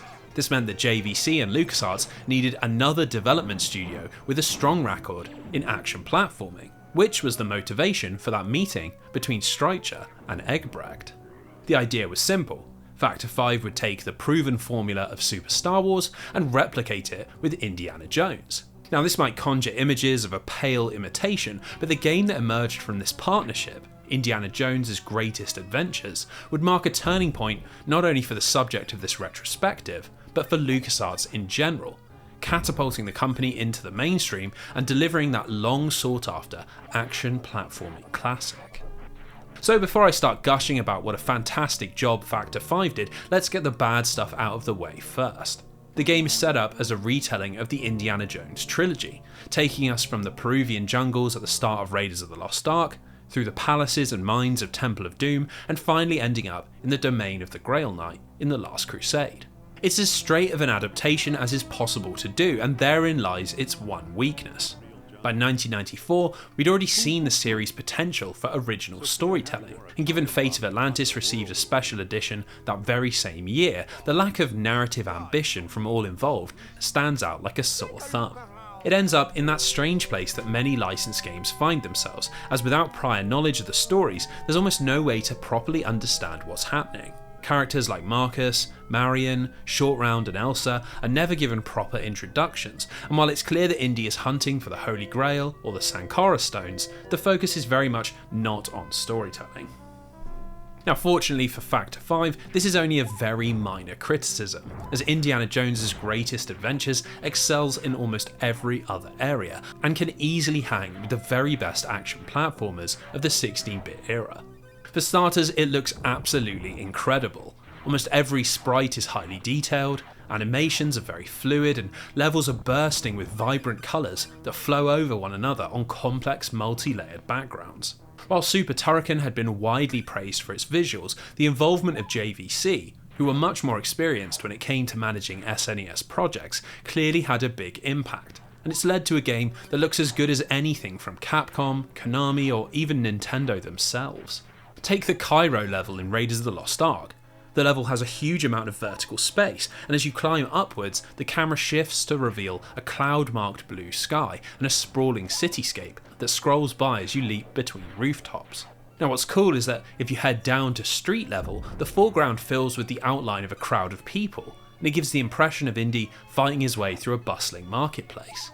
That both of these environments are found in the very same level, mere seconds apart, is a testament to how confident both companies felt with the hardware and license, and it's full of little touches which elevate the experience beyond a simple action platformer. Obviously none of this was possible on the NES or the Commodore 64, which does make comparisons to past games a little unfair, but it's hard to not think of this as the first Indiana Jones home console game that really captures the atmosphere of exotic globetrotting. It doesn't ask you to fill in the gaps with your imagination. Now once again, the game's sound design plays a big role in doing that successfully, and along with some wonderful Super Nintendo renditions of John Williams' scores, we get a small amount of digitised voice acting. At the start of each level, you'll hear Harrison Ford's gravelly voice proclaim, "Let's go," and all throughout the playthrough there are sprinklings of famous lines from the films, like Henry Sr. calling Indy Jr. when you find him, or Mola Ram appealing to Kali during their boss fight. That probably won't seem that impressive considering full voice acting is now industry standard, but on the tiny carts of the Super Nintendo, this was seriously impressive stuff, and really helps capture the essence of the movies. Now given that Greatest Adventures released in 1994, a whole 5 years after the last Indiana Jones movie, it was always going to have to rely on more than just imitation to get people interested, and here Factor 5 have hit another home run. On the surface, it's very similar to the kind of platformers we've already seen, with jumping, whipping and punching forming the basis of the gameplay, but here everything is designed with just a little more flair. Let's start with the jump, which is pretty much your primary verb, and the mechanic that most of the gameplay revolves around. Not only is it extremely responsive, allowing you to chain jumps really easily, but you have a lot of control while in the air. Both of these in tandem mean levels can house complex platforming sequences, as the player always has the tools to conquer them. Same goes for the combat, which is surprisingly not just a case of mashing attack. Indy starts each level with just his fists, which are short range and very weak, but you can quickly get hold of both a whip and a pistol, which add unique offensive options. The whip has clearly been influenced by Konami's Castlevania, and it functions in much the same way, adding range and some more power, but at the cost of manoeuvrability. As the attack has a multi-frame animation, you have to be thoughtful about when and how you use it, as mashing the attack button will leave you open more than it clears the way. Now the pistol offers a way around this, as it gives you a long-range weapon that allows you to pick enemies off from a safe distance, but it comes with some major drawbacks. Not only is the pistol usually hidden away in an optional corner of each level, but it's substantially weaker, allowing you to put yourself out of danger, but not invalidating the whip, which remains the strongest offensive weapon. This dynamic of player choice is made all the more interesting because there's a third weapon, the grenade, which comes with its own set of decisions to make. These clear the screen of all enemies, but can also do massive damage to the game's bosses, clearing them in a matter of seconds if you have enough hoarded away. This creates a constant tug of war between using the bombs to clear out challenging sequences or having a harder time with the boss fights, and the way these weapons interact really makes exploration and experimentation rewarding, which is something you don't always see in such a straight-laced action platformer. This base of extremely well designed fundamentals and beautiful aesthetics would probably be enough to make Greatest Adventures a classic in its own right, but where things get really interesting is in the set piece sequences that Factor 5 used to mix up the gameplay. Now this is something that's become very common. Think of the obligatory turret section or car chase sequence that seem to pop up in every modern action game. But in cartridge-based 2D experiences, well, it was almost unheard of. That was with good reason. Storage space was limited, so developers couldn't just include every single idea they had. And thanks to the prevalence of arcade-style design, most studios took a single idea and tried to execute it as well as they could. This just makes Greatest Adventures all the more impressive because it is full to the brim with creative moments that twist and transform the action platforming gameplay, and sometimes even step away from it completely. Early on during Raiders of the Lost Ark, we get our first taste of this. After an introductory level full of jumping, whipping and avoiding obstacles, we get a 16-bit rendition of the iconic boulder trap. Now running away from something on screen is hardly that much of a mix-up, but this is just the tip of the iceberg, and each film gets progressively more ambitious with these little moments. Before long, we're the one doing the chasing, as Indy has to race after a wagon in the Cairo markets, dodging attacks and blasting the rider before leaping aboard and getting into a horseback fistfight. Later on there's a race to get to the top of Marion's pub before it burns down, fight against a Nazi officer while the tank you're on hurtles towards a ravine, and a level set in Shanghai where you have to avoid Chinese gangsters that appear in the foreground and try to gun you down. There's even a stage that has virtually no combat, the Maharaja's Palace near the beginning of Temple of Doom, which instead asks you to search for clues, move statues, and try to find your way out of this opulent maze. It's absurd how much variety has been crammed onto a single cartridge, but the cherry on top is Factor 5's use of Mode 7, which comes up 3 times, each in a distinct and creative way. In Temple of Doom, we slide down a mountain on a rubber dinghy, weaving between trees and leaping over trenches, and then later on we find ourselves in a minecart, aiming a gun to shoot thuggy soldiers off the tracks and hitting switches to avoid falling off ourselves. The only blank mark is that the sequence in The Last Crusade, a biplane level that replicates Indy and Henry's escape from the Zeppelin, is absurdly difficult. Instead of simply making it to the end of the area, you have to shoot down 20 Luftwaffe planes, and as you can only fire directly ahead, it's extremely hard to do this without taking damage yourself, and you only need to be shot a couple of times before you come crashing down in a game over. And this brings me on to the final point I want to make, which is that for all these interesting design choices, Indiana Jones's Greatest Adventures is not going to be for everyone, and that is because of its rather extreme difficulty. Even on the normal setting, getting to the end of the game is a brutal task that asks for a huge amount of patience and repetition. Indy dies in just a few hits from almost every single enemy, and in turn they have huge health pools, often requiring 4 or 5 whip hits or 10 pistol shots to go down. This is why hoarding the grenades is so important, because without them, the boss fights can feel virtually impossible, turning the cinematic showdowns with Belloc, Mola Ram and Donovan into duels that would feel more at home in Castlevania or Contra. On top of this, some of the platforming design can get very punishing, often taking place above instant death pits, but also penalising players if they take their time. There's this one specific level at the end of Castle Brunwald that has you swinging from window to window like Spider-Man, and I don't want to admit how many attempts it took me. If you go too quickly, you'll overshoot your jumps, but if you go too slowly, the windows burst open and become impassable, which means it's either perfection or it's another attempt. Now, this isn't exactly a bad thing, and actually the ridiculous level of challenge makes beating the game a deeply satisfying experience, but it's once again an odd choice considering the game's prospective audience. The movies had been released to mainstream success, and with the video game industry growing every single year, you'd imagine that an Indiana Jones game would be created to appeal to a broader market. Not necessarily a casual experience, but potentially pitched below the eye-watering challenge that The Greatest Adventures ends up at. Regardless of that minor gripe, Indiana Jones's Greatest Adventures is still a triumphant experience, and extraordinarily underrated in the world of 16-bit action platformers. It's easily as good looking as anything else on the platform, and between the huge variety in levels and the creativity with which they're executed, Factor 5 not only delivered the home console Indiana Jones game that players had always wanted, but confirmed themselves as one of the premier developers in the Western world. While reviews were pretty positive and the game sold well, the biggest reaction came from LucasArts themselves, who were extremely impressed with the work that Factor 5 had done, especially given the circumstances surrounding the start of the project. With home console video games becoming increasingly popular and the company beginning to transition into more traditional genres like first-person shooters and 3D action games, it was felt that Factor 5 could bring something to the table that LucasArts' more quirky adventure game developers couldn't quite deliver. Shortly after the release of Indiana Jones' Greatest Adventures, another deal was struck between the two companies, and this time it would tie them together in a much more permanent way. In 1995, Factor 5 opened an American branch based out of the LucasArts San Rafael office. And while they would still be an independent company, the idea was that they would work closely with the publisher in order to produce more high-quality licensed games.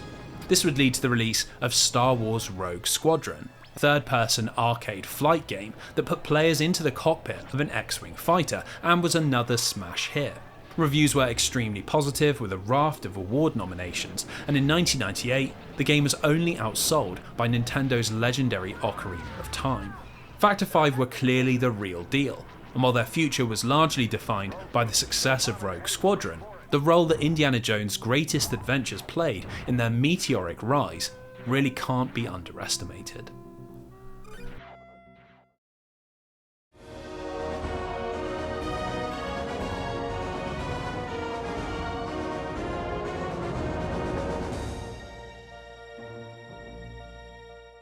So by this point you're probably wondering what happened to Hal Barwood and the team which created Indiana Jones and the Fate of Atlantis. Surely they hadn't disappeared into the background after a single successful game. Well, Barwood had actually been hard at work, although not quite on the project that you might expect. You see, after learning how to program while working on his debut game, Barwood had really caught the video game design bug and wanted to create something wholly different to the cinematic adventure that put him on the map. He'd always enjoyed the abstract simplicity of games like chess and Stratego, so in the aftermath of Fate of Atlantis, he set about working out how he could marry the potential of video games with the accessible replayability of these kinds of board games. Eventually he settled on an interesting idea. He would create a very basic game that could be broken up into design blocks, and then by using a primitive algorithm, these blocks could be rearranged into infinite possibilities, creating a structured game that gave the player a fresh experience every time they turned it on. Barwood called it Tools of the Tinker's Trade, and it was originally supposed to be a post-apocalyptic story about human survival and ancient lost technology. Internally, LucasArts devs loved the project, but the marketing team weren't so hot on it. Not only was it an unknown setting, but the very concept was hard to market. It wasn't exactly a full price game like Fate of Atlantis, but it also wasn't quite freeware like Solitaire or Minesweeper. Eventually the conundrum became too much, and Barwood was simply told to rework Tools of the Tinker's Trade into an Indiana Jones game. And the hope was that this recognisable license would offer some security when it went out to market. So when Indiana Jones' Desktop Adventures finally arrived on US shelves in late 1996, it was a bit of an oddity. And to make sure consumers were aware that this was not a typical video game, LucasArts packaged its single floppy disk in a rather unappealing thin paper folder. Now unfortunately this plan did not work, and critics absolutely shredded Desktop Adventures for what they perceived as dated graphics, undercooked gameplay, and an astoundingly short length. Now the problem was clearly one of expectations. Barwood never intended this to compete with the likes of Tomb Raider, Resident Evil and Quake, and those kind of comparisons are always going to be unflattering. And so, thanks to this journalistic oversight, it falls to us to judge it for what it actually is, which is effectively a 90s PC version of a casual time sync game. Desktop Adventures is a simple experience in every sense. It's controlled entirely with a mouse, has very easy to understand mechanics, cartoony bold graphics, and takes place inside of a small desktop window. That might sound odd, but Barwood thought of it as something that you played for a few minutes here and there, probably at work in between assignments or on your lunch break, and when taken within that context, the windowed presentation makes quite a lot of sense. As for the gameplay, well, it works something like the Game Boy or SNES Zelda games. An action-adventure that uses a top-down perspective and has you fighting enemies, using items and completing quests for NPCs. It never becomes anything more complex than using dynamite to blow up some rocks or handing over a necklace in order to get a key you need. But that's not to say it hasn't been thoughtfully designed. That algorithm which Barwood came up with is the real star of the show, and in many ways it's very ahead of its time. You see, while the game is built around 15 unique adventures, how those adventures work and what the world looks like is always completely different. With the steps you take to finish your quest, the enemies you encounter, the puzzles you solve and the items you find all being drawn from a large pool of options.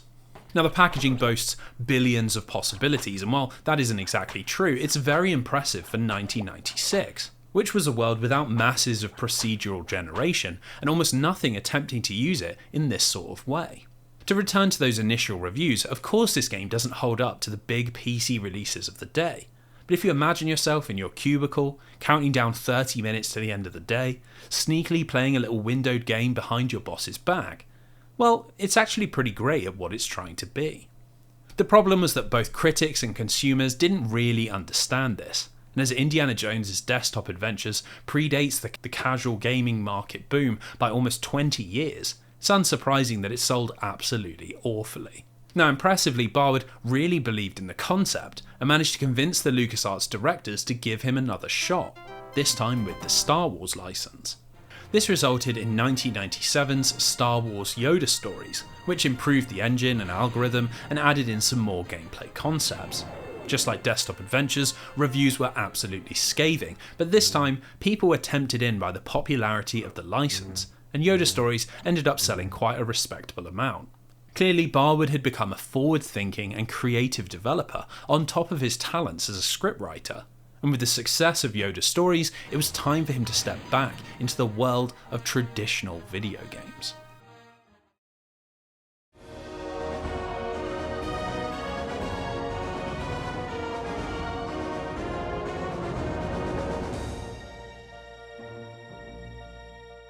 Before we talk about Barwood's next project, there's a little stepping stone that we need to land on before our story goes any further.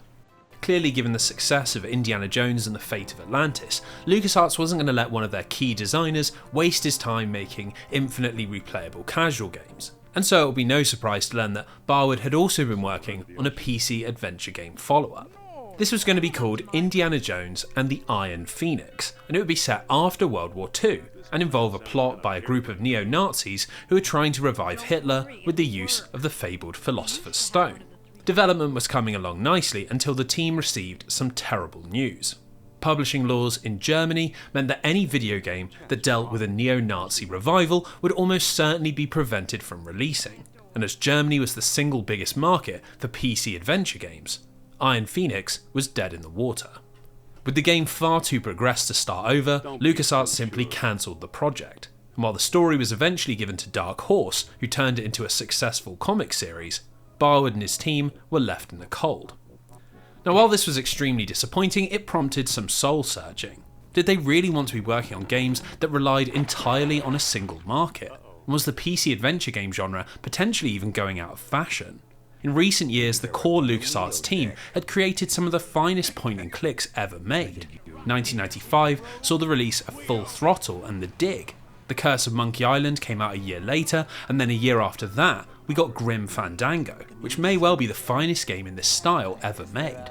The problem was that every single one had been outsold by the company's more traditional 3D console games, like Factor 5's Rogue Squadron and the third-person shooter Shadows of the Empire. Barwood knew that this was the direction the industry was going in, and thanks to the runaway success of Core Design's Tomb Raider, which drew heavily on Indiana Jones for inspiration, he knew that the franchise was at a real risk of being left behind. Now, luckily others within LucasArts felt the same, and the team that had developed 1995's Star Wars Dark Forces had been busy creating a 3D toolset that they hoped could give their future games a more modern edge. With an engine ready to go and Tomb Raider already proving the formula, Barwood asked the board to allow him to make a game that focused on Jones action in 3D, and unsurprisingly, it was an idea that they were more than happy to sign off on. Aided by 3D engine expert Paul Lefebvre, a small team was assembled, and with Barwood acting as director, designer and writer, work began on Indy's first three-dimensional adventure. In May 1999, the project was given a title, Indiana Jones and the Infernal Machine, and it would release for Windows 95 and 98 later that year. Now, while development had gone smoothly, a strange situation had blossomed inside of LucasArts. Thanks to their experience with the platform, Factor 5 had been tasked with porting the game to the Nintendo 64, but amazingly had been given an entire year to do this. It meant that when the Windows version was released, Barwood and his crew joined their German colleagues and simply continued working, which meant that the N64 release ended up being substantially different. It had a totally new control scheme, redesigned levels, improved music, and the team even created a dynamic lighting system. Now, given Factor 5's successful past, you'd presume this would have guaranteed a big commercial hit, but for some reason, LucasArts signed an exclusivity deal with Blockbuster. This meant that Infernal Machine 64 would only release in North America, and to make matters even worse, 99% of the stock was held back for rentals, with copies only available for purchase in very few locations. This utterly baffling publishing decision meant that despite the game literally being conceived to capitalise on the 3D console boom, Infernal Machine totally missed the boat, and as a consequence has become largely forgotten, despite it being a huge moment in the history of the franchise. Well, today we're going to uncover its secrets, and while you might not exactly call it a hidden gem, it's certainly a hidden curiosity, and well worth uncovering from its dusty tomb. Indiana Jones and the Infernal Machine starts off relatively inauspiciously, with Dr. Jones conducting a dig in the Canyonland National Park and quietly getting on with exploring the area and looking for lost treasures. This serenity is broken by the arrival of Sophia Hapgood, who Barwood felt was too good of a character to leave behind in Fate of Atlantis, and with her comes the central conceit of Indy's 3D adventure.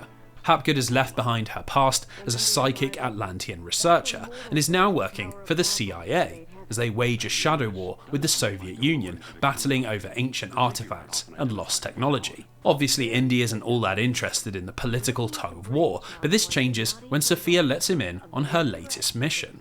American intelligence has discovered that a Soviet physicist by the name of Dr. Volodnikov has been conducting digs in the Kingdom of Iraq, supposedly hunting for the Tower of Babel.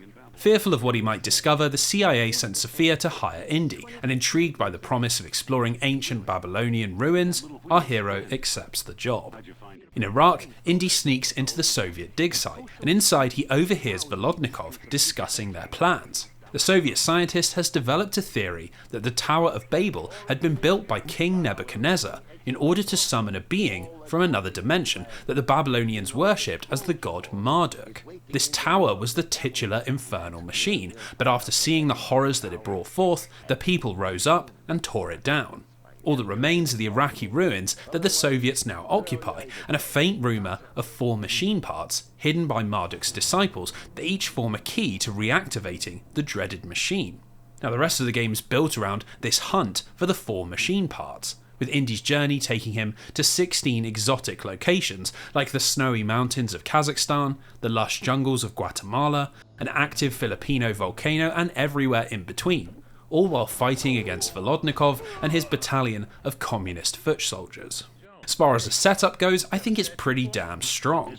Not only do we have a hefty amount of voice-acted cutscenes, which thankfully see the return of the voice actors from Fate of Atlantis, but it's a story that feels at home within the canon of the series. Barwood once again nails the combination of historical action and fantasy mythology, and his slightly older and slightly more battle-hardened version of Indy seems less fazed by the crazy discoveries he makes, which makes a lot of sense given the events of the movies. Now, as for the gameplay, it's pretty hard to avoid comparisons to Core Design's Tomb Raider, and while I wouldn't exactly say it's a rip-off, it's clear that Barwood and his team were deeply influenced by the level design, gameplay and structure of Lara Croft's PS1 adventures. As we've already discussed, it was these games that had prompted Barwood to push for a 3D Indiana Jones, but rather than being fueled by jealousy, he found them to be a source of inspiration, and has said in multiple interviews that Tomb Raider 1 is among his favourite games. Well, it really shows in Infernal Machine, with every level consisting of a familiar mixture of 3D platforming, geometry-based puzzles, and a hefty dose of third-person gunplay. For any other video game, this would be pretty brazen copycat behaviour, but there's something about the Indiana Jones aesthetic and narrative that deftly sidesteps this issue. After all, what else could a 3D Jones game be, if not exploring crumbling passageways, pushing switches to deactivate traps, and trading bullets with a totalitarian army? Instead of focusing on these similarities, we're instead going to look at how Infernal Machine sets itself apart, as it actually does quite a bit to stand out from the tomb raiding crowd. The first is the inventory system, which is how you manage all of your weapons and puzzle items. You see, throughout the game, Indy builds up quite an arsenal of guns, and while he can use his fists and whip, they're very weak in comparison to the submachine guns, rifles, bazookas and shotguns that you can scavenge from dead Soviets. As only your trusty revolver has infinite ammo, you have to balance quickly dispatching enemies with conserving firepower, and as far as 5th generation third-person shooters go, it's all perfectly serviceable. Now where things get interesting is how the rest of the items work, as on top of weapons and ammunition, you can find a host of healing and puzzle items that you also need to manage during your adventure. That might not sound like much, but it adds in a level of resource management that isn't usually present in 3D action platformers, and when you take damage or get into a fight, you do have to think about what items you're going to use. Now this was clearly a conscious design decision, as in between each level you'll visit Indiana's trading post, which is a sort of abstract non-canon shop where you can purchase items using the money that you find in levels. Again, it's hardly groundbreaking stuff, but it all helps create a more thoughtful atmosphere, where you're encouraged to explore every crevice of each level in order to find rewards that feel genuinely meaningful. This system is the basis of the second way in which Infernal Machine stands apart from its contemporaries, as in order to house all these optional items and puzzles and platforming sections and secrets, the levels are absolutely gargantuan. Let me illustrate this by showing you the third level, the Tian Shen River, where Indy is hunting for a Buddhist temple that might contain one of the machine pieces. You start off in a snowy valley and have to do some platforming in order to make your way up to a Soviet base, where you're then thrust into a firefight with the guards. Once they're dead, you have to head inside the building and crawl through vents in order to find a raft and make your way down a river, which functions a little like an obstacle course. Back on dry land, you then have to make your way up to a locked gate that requires 4 ancient candles in order to open. To find them, you have to head down the other side of the mountain, fighting more Soviets along the way, and then use the raft to explore a river maze that has 4 separate paths, which each lead to a unique puzzle that houses one of the candles. Some are just working out the correct spot to leap to your prize, but others are lengthy sequences of puzzle solving and platforming, and by the time you've gotten all of the candles and returned to the gate, the level will have taken well in excess of an hour to finish. Remember, this is just the third level in the game, and Tian Shen isn't even one of the largest zones. Later levels like the Palawan Lagoon, Olmec Valley and the Miro Pyramids can easily take 2 or 3 hours to complete, with each containing mini-sections that would be levels in their own right in most other 5th generation games. Now this raw ambition is very admirable, but it comes with a major downside. And that is that with so much packed onto the cartridge, Infernal Machine ends up delivering a wild collection of levels that really vary in quality. When the focus is tight, the gameplay can be really great.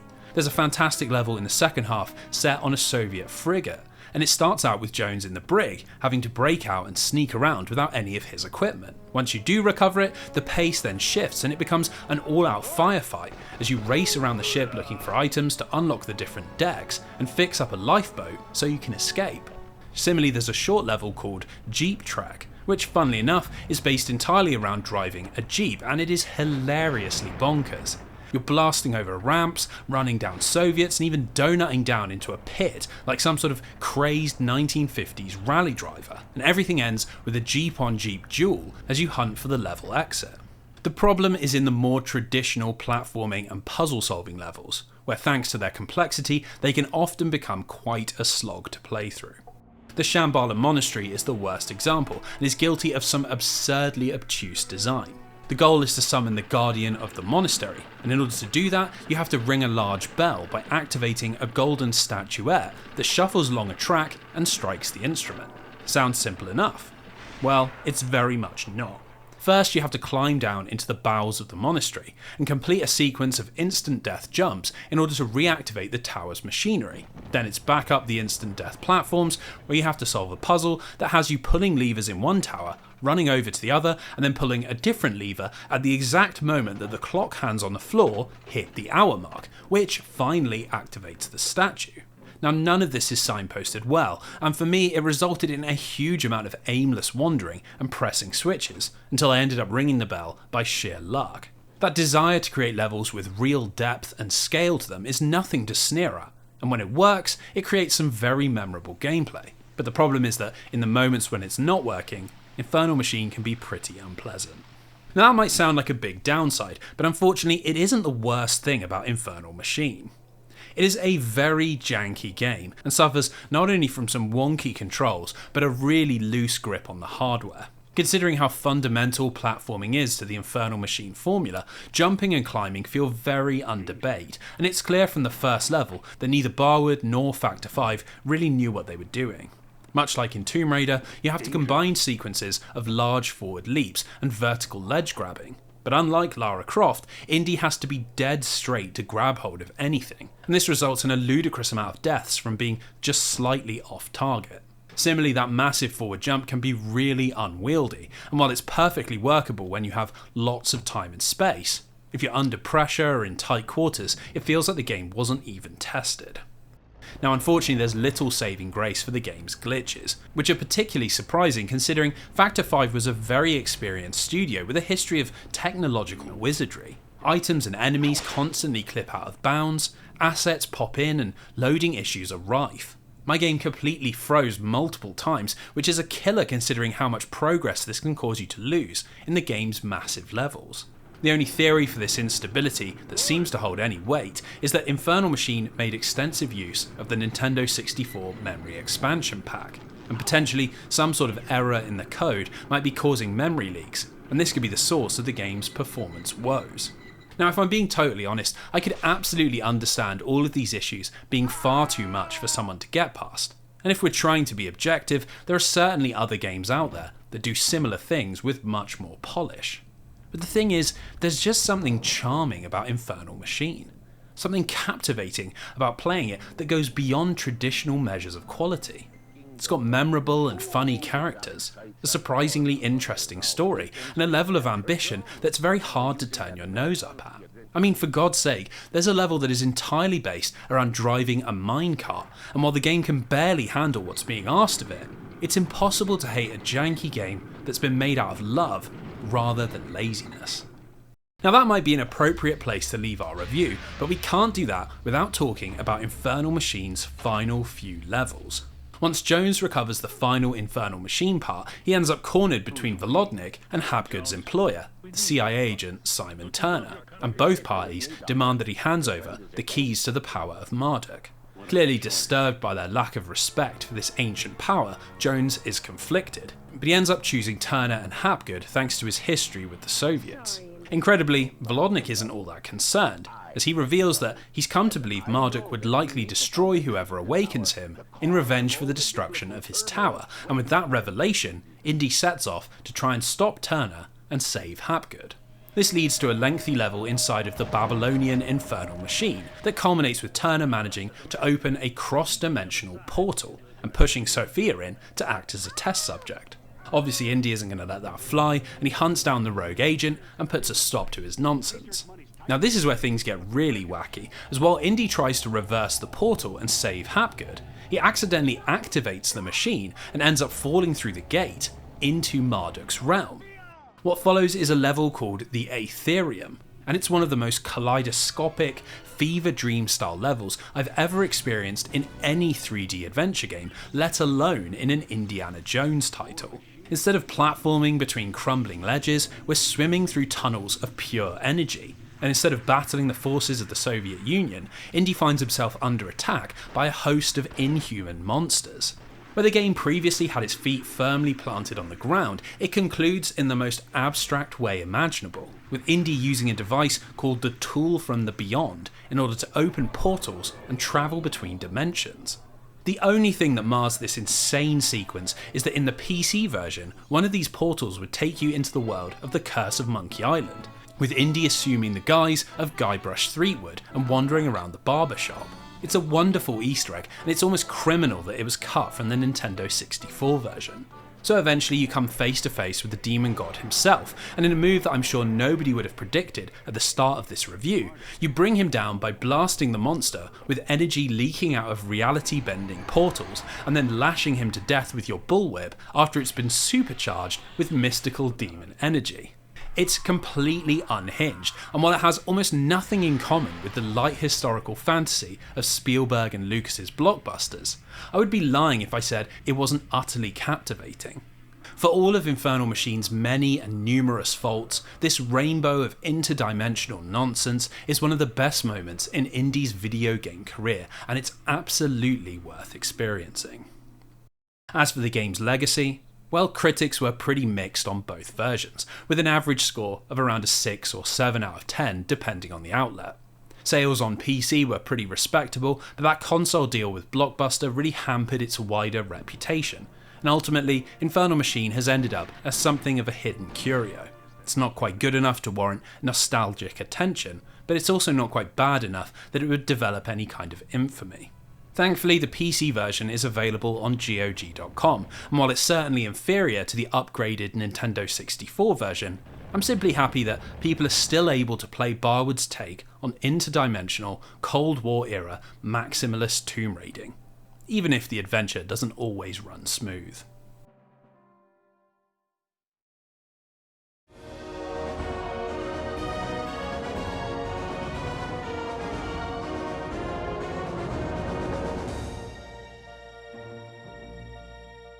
Now, while there were substantial differences between the PC and Nintendo 64 versions of Indiana Jones and the Infernal Machine, these are nothing compared to the gulf between those games and the obligatory portable D-Make. Over the course of the 1990s, portable gaming had exploded in popularity, largely driven by Nintendo's Game Boy, which was reasonably priced, had a great battery life, and sported a huge catalogue of quality games. It quickly outsold virtually every home console, and thanks to a young install base that wasn't particularly fussy, the portable market became a goldmine for publishers looking to turn a quick buck. By 1998, the original grey brick had been replaced with the Game Boy Color, and its more advanced hardware opened up the possibility for convincing console demakes, a trend which saw popular games reworked to function in battery-powered 8-bit.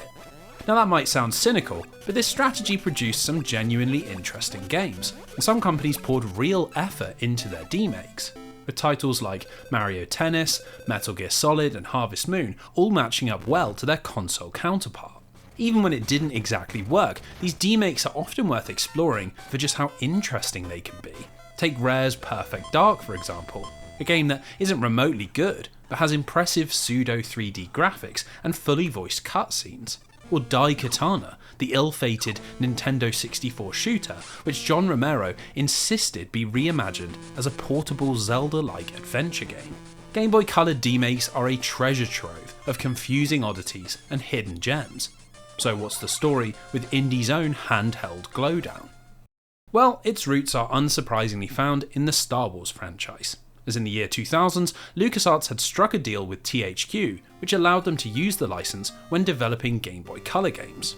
The first release out of this agreement was Star Wars Episode 1: Obi-Wan's Adventures, a retelling of the Phantom Menace where you control the young Jedi from an isometric perspective and battle your way through a series of linear action levels.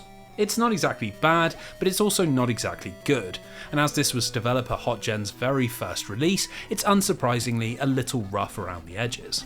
For THQ, this proved to be a bit of an issue, as they'd signed a deal with the new studio for them to produce all of their Game Boy games moving forwards. And while this is purely speculation, I think that they wanted them to sharpen up a little bit before using up more of their Star Wars contract.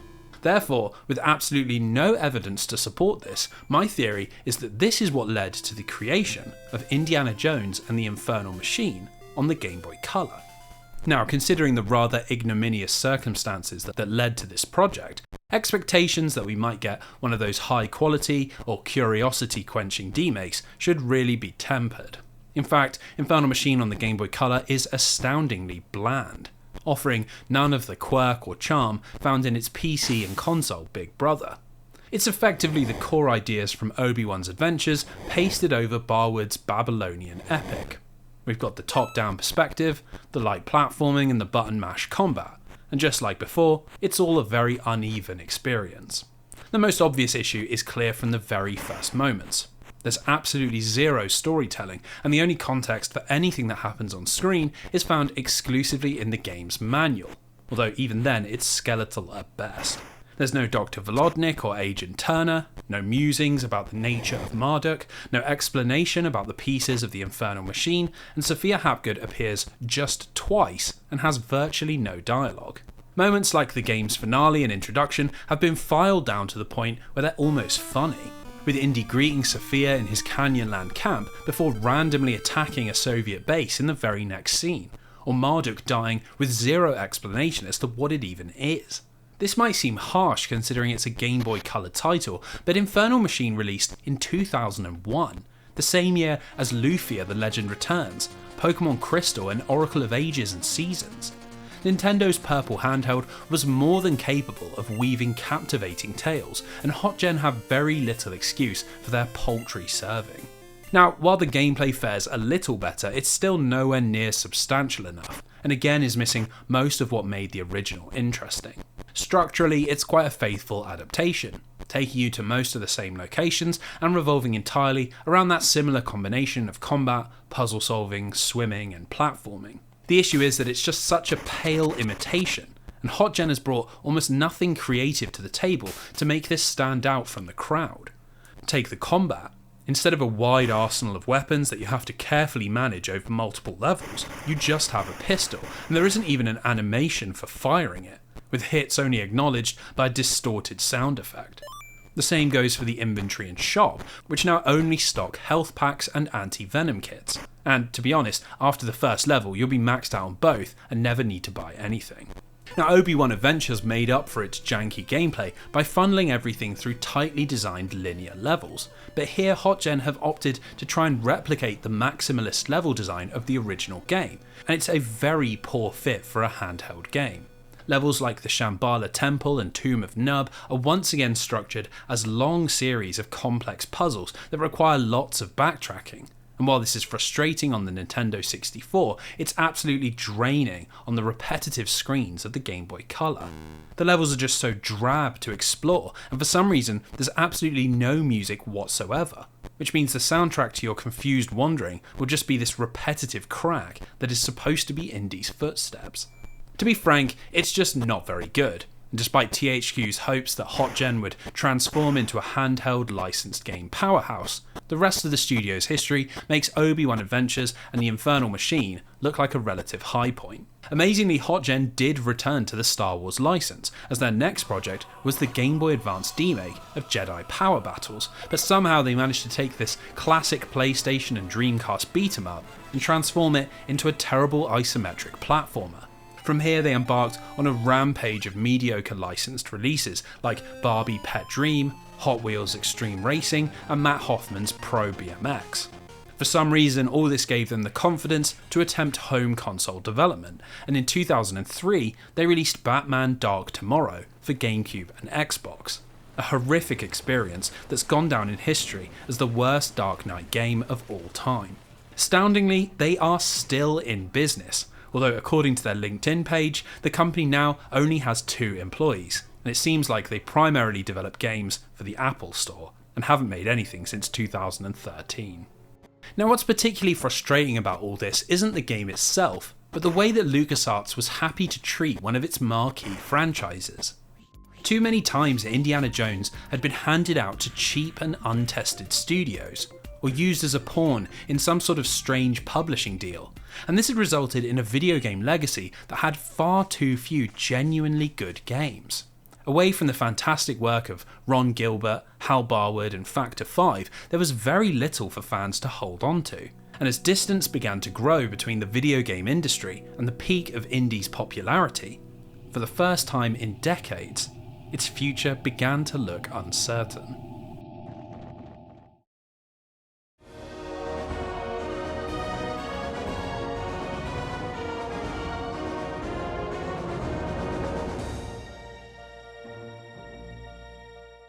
So either thanks to the mixed critical reception or the underwhelming sales, LucasArts didn't immediately put out an Infernal Machine sequel, and instead Barwood and his small team set about trying to carve out a niche of their own.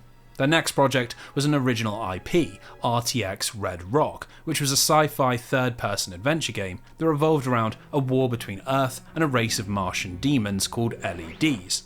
Now, while that game was set in outer space, it built on a lot of the same open-ended puzzle platformer ideas from Infernal Machine. But thanks to a challenging development process, the finished product was not really very good.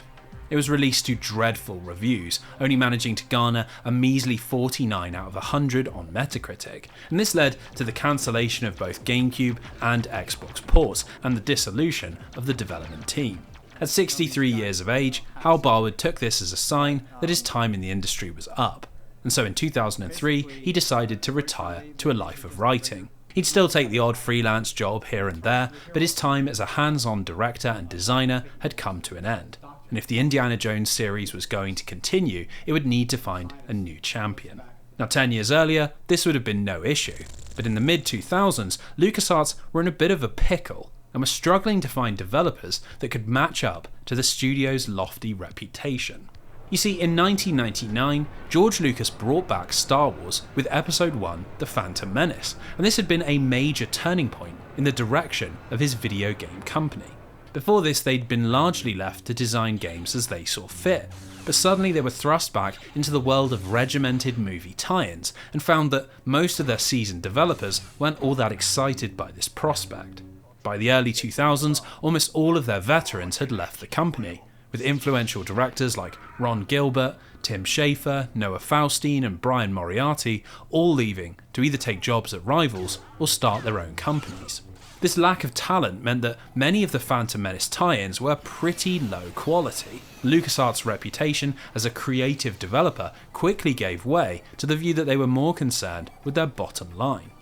Now the flip side of this was that as the company became more focused on profit, they expanded their publishing wing and began a large campaign of outsourcing. While their internally developed games tended to be quite poor, these partner-developed games were often very high quality and returned huge sales. This period saw deals struck with BioWare to create Knights of the Old Republic, Raven Software for Jedi Knight 2 and Jedi Academy, Sony Online Interactive created and managed Star Wars Galaxies, and all the while, Factor 5 continued to work on the Rogue Squadron series, which remained a big hit. To the suits at the top, the future direction of the company was obvious, and it involved heavily relying on outside studios to fulfill the promise of their intellectual properties. So this brings us to a Newport Beach studio called The Collective, which had developed quite the reputation over the late 90s and early 2000s, and was LucasArts' next port of call in their vast publishing expansion. Now, unlike Raven Software or BioWare, who had made their names working on their own projects before jumping into the licensed scene, the Collective were adaptation specialists who only worked on other people's IPs. This might conjure images of cheap cash-ins or unambitious clones, but what made the Collective special was that their games were very high quality and they had a lot of clout with both critics and consumers. In 2000, they released Deep Space Nine: The Fallen, an Unreal Engine based third-person shooter that told an epic story of intergalactic civil war in the Star Trek universe. It was a cult hit, and thanks to creative decisions like having 3 unique campaigns and non-violent, dialogue-driven bridge levels, the studio started getting offers from all corners of the industry. Their next project, Buffy the Vampire Slayer, took them away from the PC market and onto home consoles, although this proved to be no issue, and they once again put out a licensed game that managed to do justice to the source material while also coming up with inventive gameplay. This growing reputation meant that when LucasArts announced in 2002 that the Collective would be working on the next Indiana Jones game, there was palpable excitement, as they seemed like a perfect fit for a series that was in need of fresh direction. With the developer using the same engine that they'd created for Buffy the Vampire Slayer, development went very smoothly, and just 12 months after being announced, Indiana Jones and the Emperor's Tomb was released worldwide on Xbox, PlayStation 2, PC and Mac. Now, despite being a third-person action-adventure that contains a hefty dose of gunplay, puzzle-solving, platforming and exploration, Emperor's Tomb and the Infernal Machine have very little in common. Both feel like distinct experiences that approach Indiana Jones from very different places. Let's start with the premise, as instead of taking Indiana Jones further out into the Cold War, Emperor's Tomb steps backwards and is set before Temple of Doom, which makes it the earliest story in adult Indy's life. Now that doesn't mean this is an origin story, as from the very first moment we see him, Henry Jones Jr. is fully formed as the action man of archaeology that we all know so well. He's got the hat, he's got the whip, and he's got a deep-seated need to see artifacts housed in museums. The opening hour of the Emperor's Tomb doesn't really have all that much to do with the main quest, and instead we play out a mini-adventure in Sri Lanka, as Indy races a Nazi agent called Von Beck to find the idol of Kuruwatu. We'll get to the gameplay and structure in a moment, but essentially Indy outsmarts Von Beck and returns to Barnet College with the idol, where he dons his suit and returns to his day job. Now obviously that doesn't last long, as into his office walks Chinese Marshal Kai T. Chan and his assistant Mei Ying. Turns out the idol that Indy recovered is one of the lost pieces of the Mirror of Dreams, a fabled artifact that can unlock the tomb of the first Chinese emperor. It's a tantalising opportunity for our tomb raiding addicted professor, but this job comes with a dose of urgency. Kai T. Chan believes that the Nazis are also trying to access the tomb, as it's said to house the Heart of the Dragon, a mysterious black pearl that gives the wielder immense magical power. So with the backing of the British and Chinese governments, Indy sets off on the quest proper, searching the world for the other mirror fragments and once again trying to stop the plans of the Third Reich. In this regard, it's somewhat derivative of past Indy adventures, with familiar motivations and story beats, but the real difference comes from how the game is structured and what you spend your time doing. Where previous games would be made up of 30 to 40 minute slices of adventure, taking place in lots of different levels and all stitched together like scenes in a movie, the Collective have opted to go for a more traditional structure. You arrive at a new location and then spend quite a long time there, doing all manner of things from basic combat and platforming to unique set pieces that appear just a few times, like stealth, vehicle sequences, or boss fights. Take Prague, which is the first location that Indy heads to in his hunt for the Mirror of Dreams. When you arrive, the first few sections are a mixture of combat and platforming, as you scale the walls of the castle before making your way through the dungeons and up into the citadel proper. This then seamlessly transitions into an extended combat sequence, where you're fighting waves of enemies, using powerful weapons, and battling through the courtyard, which is then followed by a long platforming section which has Indy scaling the walls of a library and opening hidden passageways. It works like a pacey and tightly designed linear 3D action game. But once you reach the top of the castle, this structure gives way to a sort of hub system, where we repeatedly return to the same room and explore different areas that you unlock by solving a central puzzle. It's a clever way of designing the levels because it manages to make Prague Castle feel like a sprawling environment full of hidden paths and twisting interconnected corridors. But it does this without causing any of the aimless wandering that plagued the massive levels of the Infernal Machine. Now the cost of this is that there are a lot of loading screens. Luckily, the Collective has tried to lessen the jarring transitions with little cutscenes that explain how Indy is moving from one area to the next, and although it doesn't totally save the game's flow, it's far better than nothing. Outside of the structure, the other area where the Collective have made big changes is in the combat, which has been elevated to a level of importance that the series hadn't really seen before. You see, while fighting bad guys had always been a big part of the Indiana Jones formula, technological restrictions had meant that most of his games either skirted around or simplified Indy's more blunt tendencies.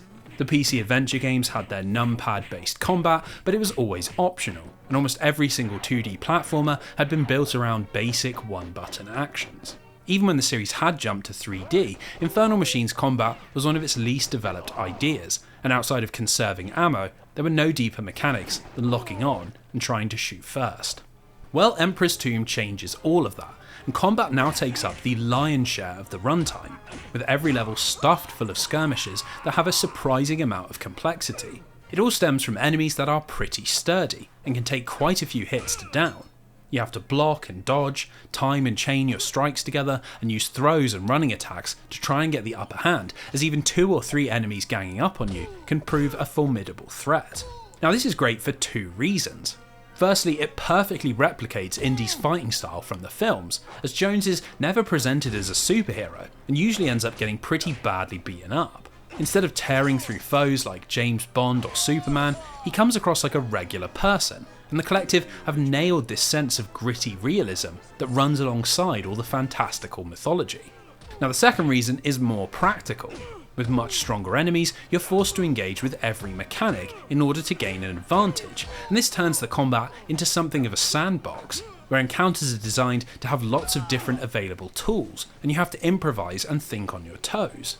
Take the Hong Kong restaurant, where Indy and Mei Ying have to fight off a host of Chinese gangsters.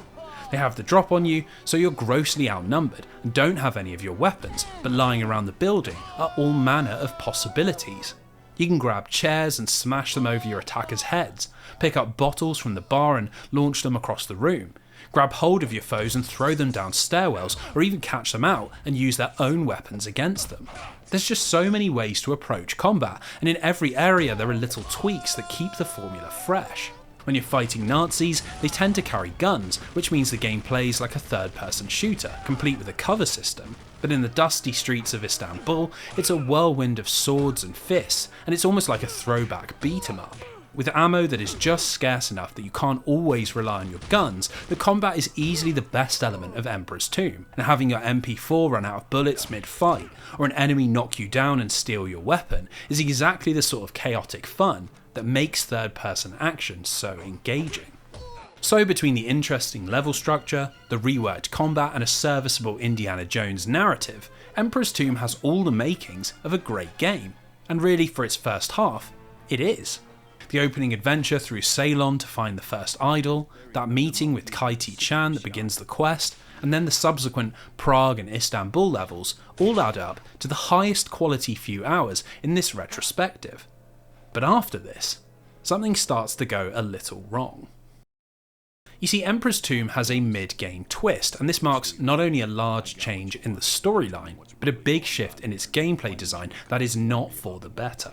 After exploring a set of ruins underneath Istanbul and finding the second piece of the mirror, Indy is betrayed by his Chinese employers, who, as it turns out, are actually in league with the Nazis, and are working with his old enemy von Beck to access the tomb of the Emperor. Luckily for our man, Mei Ying reveals herself as an undercover police officer, and the two quickly realise that they're going to have to team up if they want to prevent a gaggle of fascists and gangsters from getting hold of the Heart of the Dragon. Now, as far as twists go, it's somewhat unoriginal, especially in a series that has already used the employer is actually the villain trope quite a bit. Now that being said, my main disappointment is just that nothing really happens from here on out. There are very few cutscenes and very little dialogue from this point on, and while Indy has always been about treasure hunting and Nazi fighting, his best adventures usually have a human component, either the dynamic between himself and Sophia or the reconciliations with Marion and Henry. There's a lot of potential in a story set before the movies, but the collective doesn't really do anything with this. And apart from a few moments spent with Wu Han, a minor character that dies right at the start of the Temple of Doom, our hunt for the Heart of the Dragon doesn't add much to the overall saga of Indiana Jones. Now disappointingly, it's not just the narrative that takes a downturn, as there's a real drop in the quality of the gameplay after Indy and Mei Ying decide to chase after Von Beck in the Penglai Lagoon. Instead of the interconnected levels filled with puzzles and platforming and large combat sequences, we're thrust into an awful run of stealth areas. Where before you were encouraged to get into fights and come up with creative ways to win, now you're racing around trying to turn off alarms, and every level revolves around nothing more than hitting a switch to open the door into the next zone. What makes this all the worse is that the environments are just so dull, and I have no idea why a developer would look at all of the possibilities that Indiana Jones could take you to and decide that he should be wandering around empty metal warehouses, deactivating fans and operating cable cars. Now fortunately, Indy does eventually escape from this base and manages to find Kai Ti-Chan's Black Dragon Mountain Fortress, but this change of environment doesn't really arrest the sliding quality. The issue at the heart of this is that Emperor's Tomb doesn't ramp properly. Now what do I mean by that? Well, most games operate along some sort of ramp. Either an increase in difficulty, deepening complexity, or a story that quickens in pace. But almost every game in every genre is unified by having something that keeps the player engaged after they've seen everything the game has to offer. Emperor's Tomb does not do this. The fights in Prague Castle are essentially identical to the fights in the Black Dragon Fortress. The weapons we use in Istanbul are the same ones that we use in the Nazi submarine base, and outside of a few short turret sections and that terrible sequence of stealth levels, the game ends up feeling very repetitive by the time you reach the home stretch. Now usually a developer would offset this with more complex level design or more cutscenes that advance the plot, but as we've just discussed, Emperor's Tomb does the opposite. The story bottoms out, the levels become far less interesting, and it all has the effect of making gameplay that was once thrilling start to feel a little stale. It's unfortunate because the foundations of Emperor's Tomb are genuinely great, and if you stopped playing the game after Istanbul, you would think this was a stellar video game. But ultimately, it turns into a textbook example of too much of a good thing. By the time I got to the game's finale, I was very ready for it to end, and at only 6 hours long, that isn't a good sign. Now ironically, considering the studio's rejection of Hal Barwood's ideas, Emperor's Tomb ends up finishing in almost the exact same way as the Infernal Machine. After falling into the ruins beneath the Black Dragon Fortress, the grounded gameplay begins to drift off into the fantastical, and before long we're wielding a magical boomerang called the Pa Cheng and destroying the disembodied spirits of the first Emperor's terracotta army.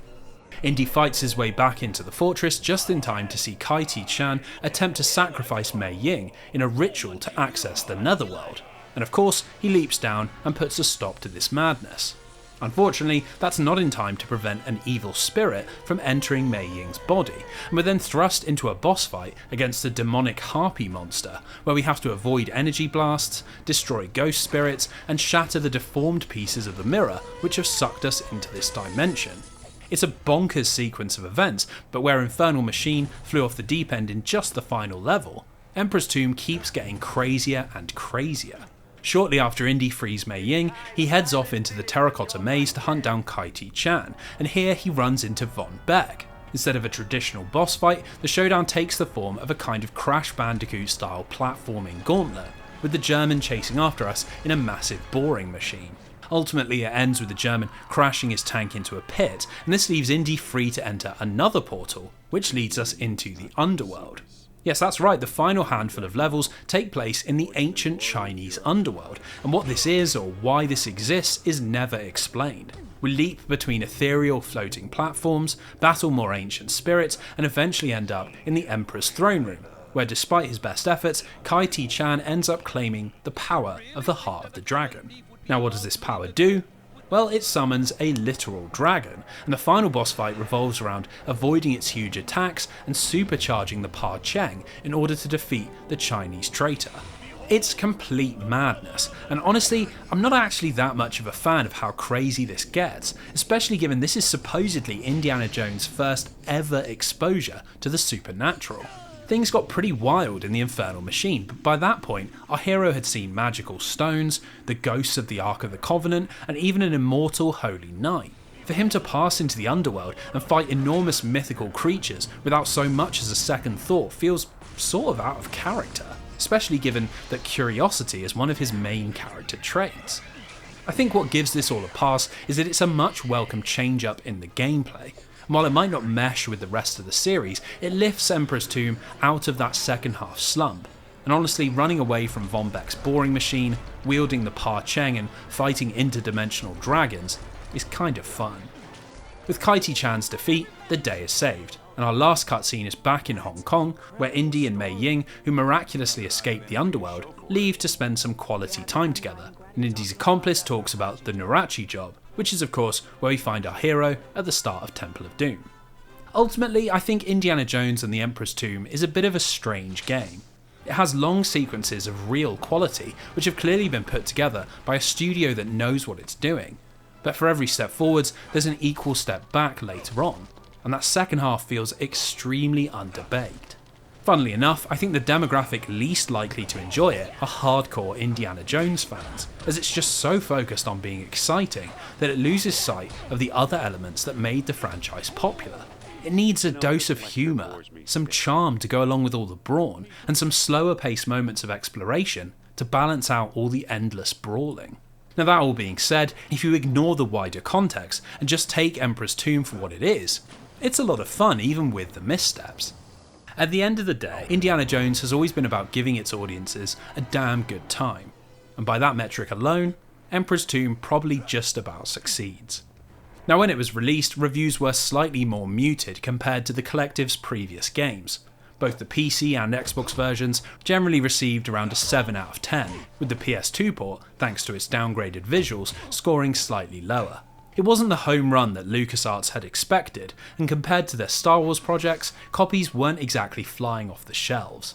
On Xbox, the game sold well under 1 million copies, and on PS2, sales were even lower, and that didn't bode well for future installments.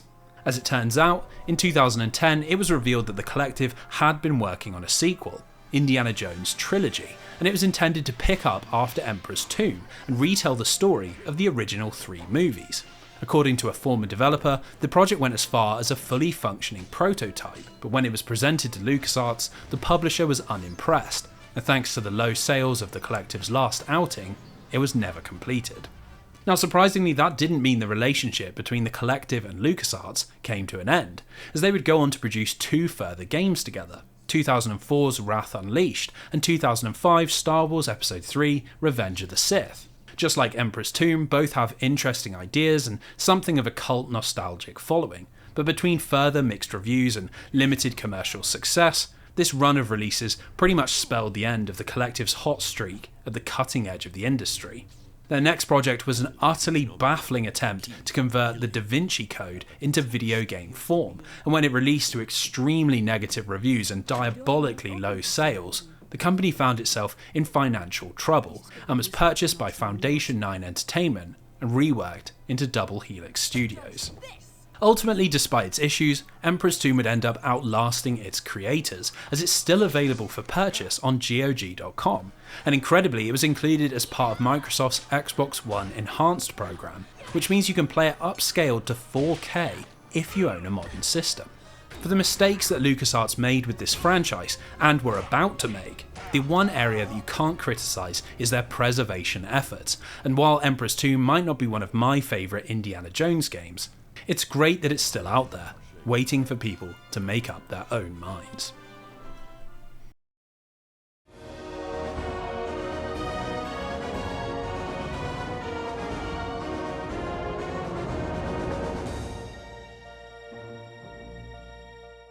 With LucasArts' video game strategy now completely dependent on outside studios, our next Indiana Jones game comes from yet another partner. This time, it's one that should be much more familiar to modern gamers. At San Diego Comic-Con in 2004, LEGO Star Wars was revealed to an ecstatic crowd, and it would mark the beginnings of an extremely fruitful relationship between LucasArts and developer Traveller's Tales. When the game was released in 2005, it was a massive success, and both critics and players went crazy for the charming blend of light-hearted gameplay and tongue-in-cheek storytelling. Pretty soon it had been ported to almost every single platform available, and by the end of the year, LEGO Star Wars had sold almost 5 million copies. Realising that they had struck gold, Traveller's Tales immediately dropped all their other projects and switched to exclusively developing more LEGO games, coming out with LEGO Star Wars The Original Trilogy in 2006, and then LEGO Star Wars The Complete Saga in 2007. Within just 2 years, the LEGO series had exploded from out of nowhere and had become a major force in the industry. With sales numbers in the tens of millions and no sign of consumer fatigue, the LEGO series clearly needed to expand beyond Jedis and Empires, and LucasArts had the perfect next step. In 2007, it was announced that not only would Traveller's Tales be making the jump to the Xbox 360 and the PlayStation 3, but they would be taking on the Indiana Jones license, marking the franchise's first foray into the world of high definition. Now, my personal relationship with the LEGO games is a little peculiar, and if you've watched my Lord of the Rings retrospective, you'll be acutely aware of this. Before working on that video, I'd actually never played a LEGO game, as despite being a huge fan of the franchises that were being adapted, I'd always presumed that the games were being pitched a little younger than my tastes. Well, much to my surprise, when I played through LEGO Lord of the Rings, I enjoyed it quite a lot, and found plenty to like about its goofy storytelling and quirky block building. I'll stop short of calling myself a total convert, because later on I played Lego The Hobbit and I didn't really enjoy it at all. But my eyes had certainly been opened to the potential that these games have. So given that Lego Indiana Jones is often referred to as one of the best games in the series, and seems to have the review scores to back it up, I was interested to see where it differed from the Lego games that I'd already played, and whether it was deserving of this glowing reputation. Well, the first thing I was shocked to discover is that there is no voice acting. Famous scenes from the movies are still recreated with the LEGO series' customary tongue-in-cheek approach, but it's without any of the film's iconic lines. Instead of hearing the disembodied voice of Harrison Ford or Sean Connery, everything is communicated by points, grunts, gasps, and over-the-top body language. And while this might sound somewhat contrarian, I actually found it pretty charming and preferred it to the voiced games I'd already played. Where Lord of the Rings came across as a bare-bones retelling of the source material, LEGO Indiana Jones works more like a zany puppet show, where you're seeing familiar scenes and characters, but it's all warped into this goofy reinterpretation. Now, while the Indiana Jones films have their fair share of funny moments already, it's impressive how Traveller's Tales have managed to convert the more intense scenes without it feeling too sanitary. For example, we still see Donovan shoot Henry in the Grail Temple, but now his legs and body pop apart. Instead of his face contorting in pain, he just seems somewhat annoyed at having to be carried around by Marcus.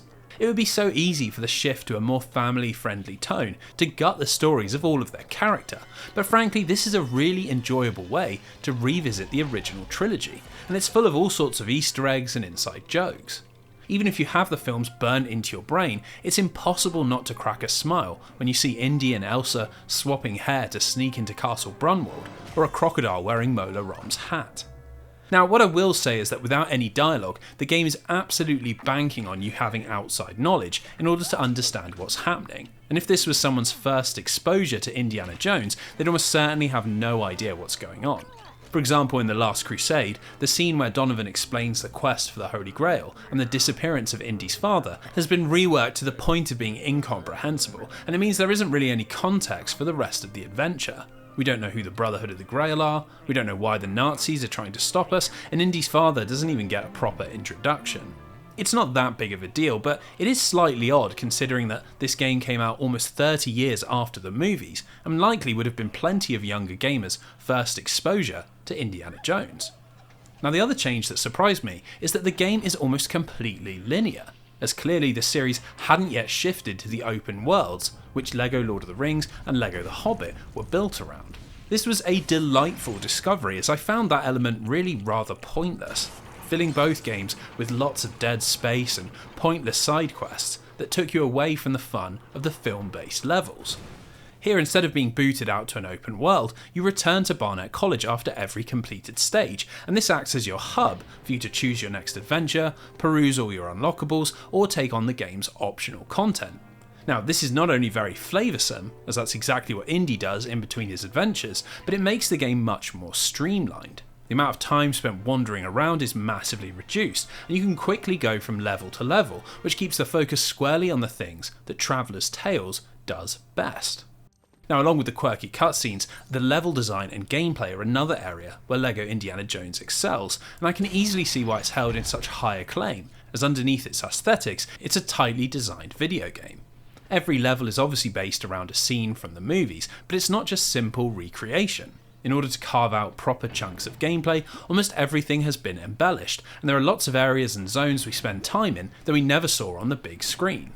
A good example of this is in Tibet during Raiders of the Lost Ark. In the movie, it's where we're introduced to Marion Ravenwood and Major Arnold Tott, and after a shootout where Indy comes to the rescue, the plot quickly moves on and it's on to the next scene.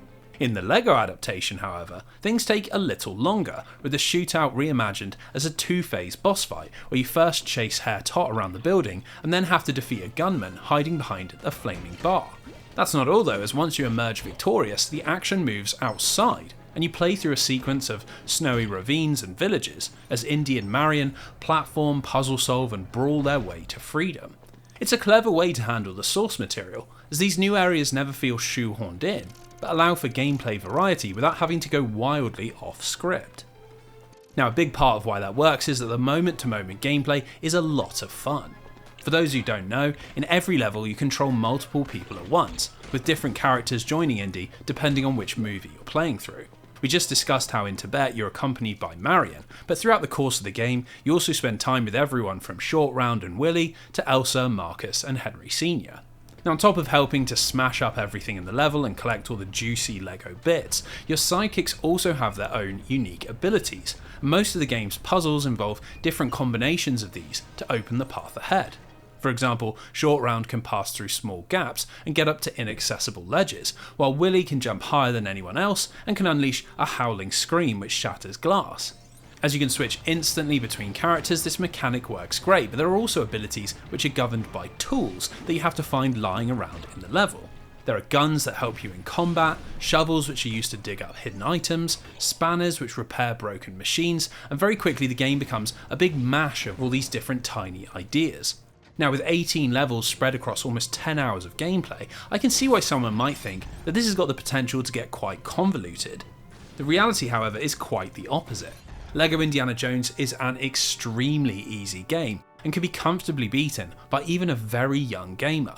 Puzzles are very forthcoming with hints, there are absolutely no consequences for death, and while there are plenty of unique abilities, the game uses a prompt system to direct you to where everything links up.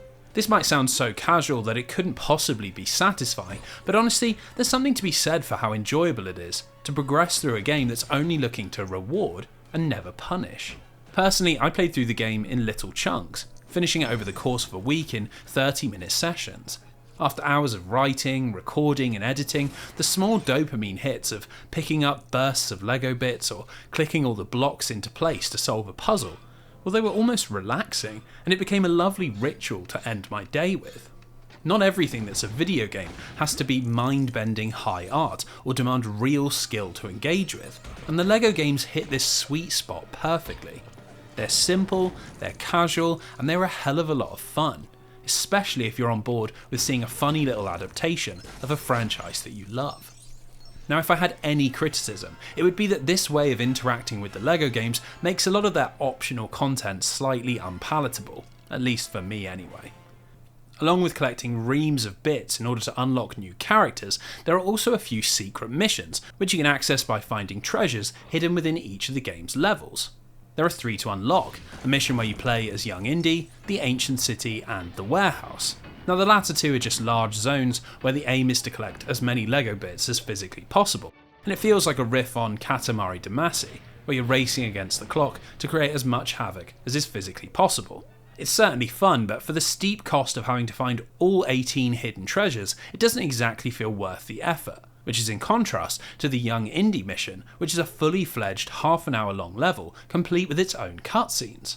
It's great fun, but the only thing that's odd about this is that it really should already be part of the Last Crusade campaign, and having to play through the same levels over and over again in order to unlock all this extra stuff feels a little bit like content gating. So LEGO Indiana Jones was another big hit for Traveller's Tales, and impressively it wasn't even the only game that they released in 2008. Just a few months later they came out with LEGO Batman, and it received similarly good reviews and pulled in huge sales numbers, which meant that between the 2 games it had become abundantly clear that the LEGO franchise was far more than a Star Wars focused one-trick pony. For LucasArts, it was another big outsourcing success story, and it meant our hero's time in coloured brick form was far from over.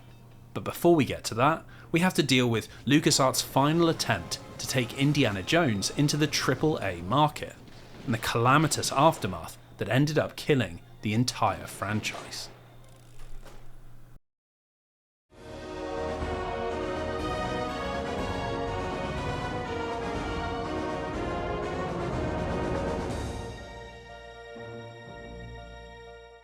The Indiana Jones and the Staff of Kings miniseries, a Nintendo Wii, PlayStation Portable and Nintendo DS trilogy that all share the same name, make for a strange topic.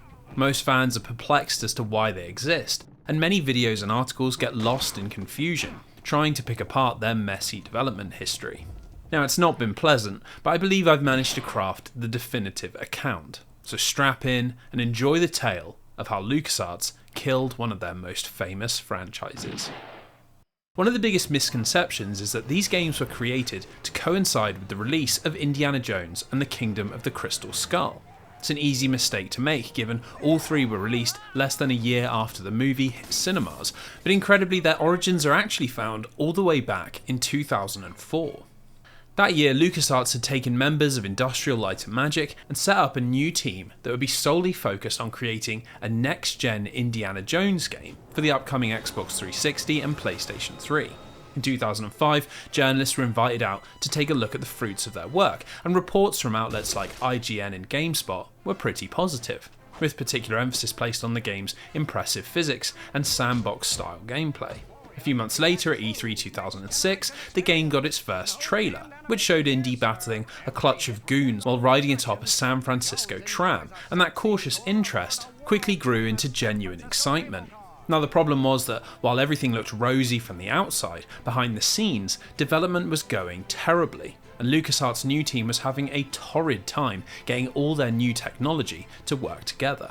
They'd licensed both the Euphoria physics engine and a digital molecular matter engine, and had unfortunately discovered that these two toolsets were basically incompatible. Progress slowed to a crawl, and when the game missed its prospective 2007 release date, rumours began to spread that the project was in real trouble. Things only got worse the following year.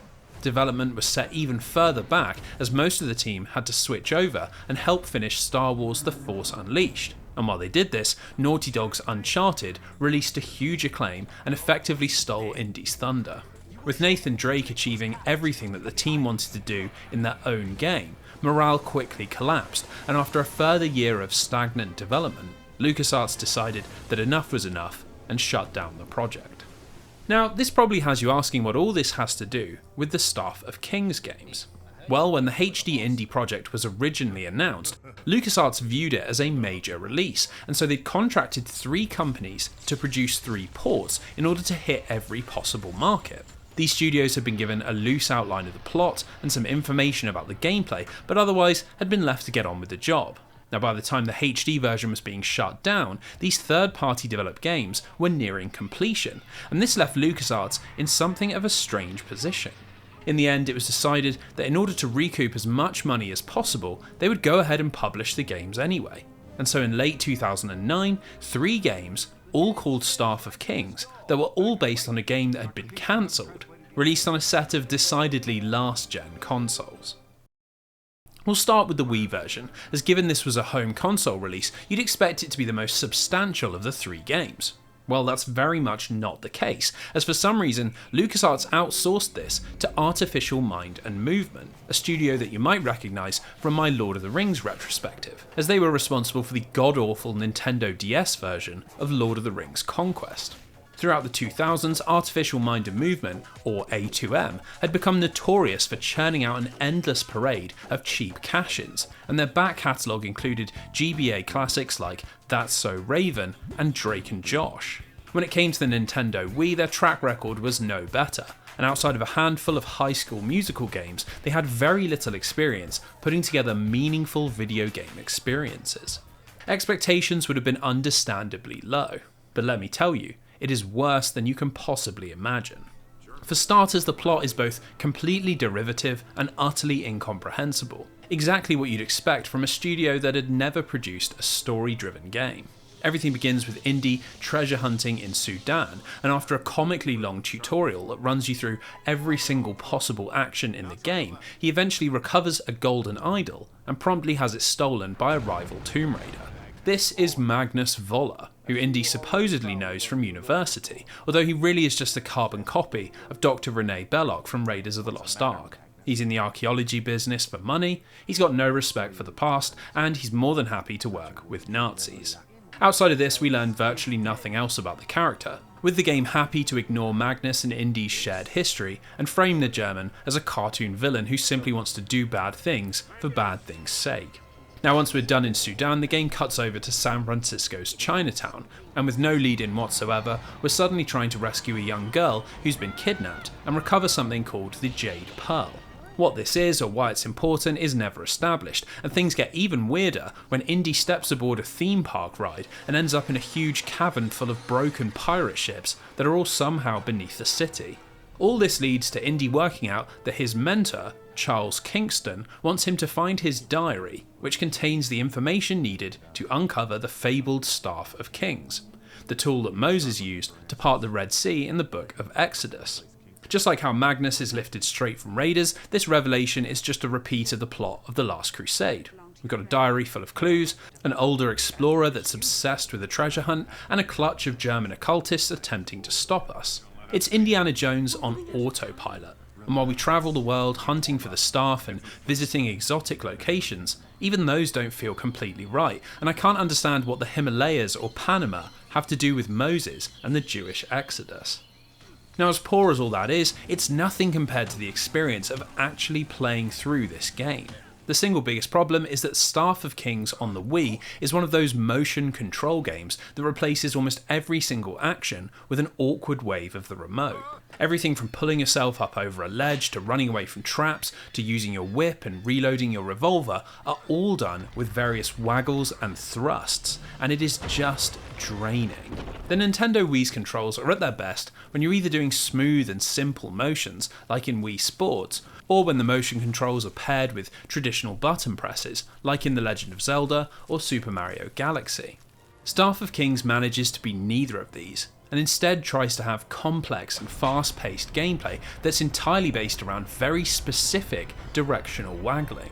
The combat, for example, has something like 15 different moves, which are all triggered by waving the remote in certain ways, and in the heat of battle, Indy almost never does what you actually want him to do. Similarly, basic actions are just far too convoluted. To whip across a gap, you have to walk to a specific spot, hold the B button, draw the remote back and then whip it forward, and instead of this creating a sense of immersion, it just makes for busy work and slows the pace to a complete crawl.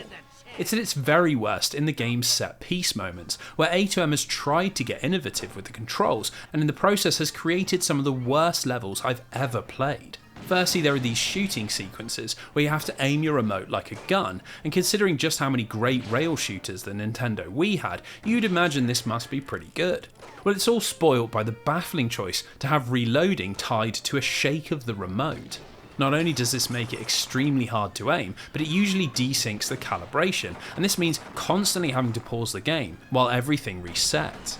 As if that wasn't bad enough, there are also some vehicle sections, and every one of them is a total mess. The biplane is probably the worst, as they have you holding the remote upwards like a joystick.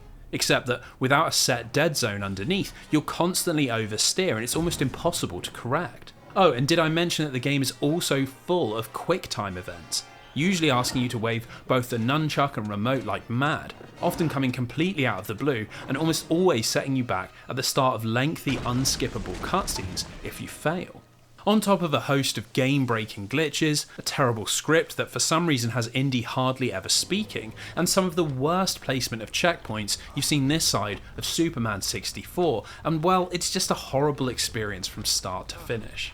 Now, this is probably as savage as I've ever been to a video game, but it's hardly a unique viewpoint.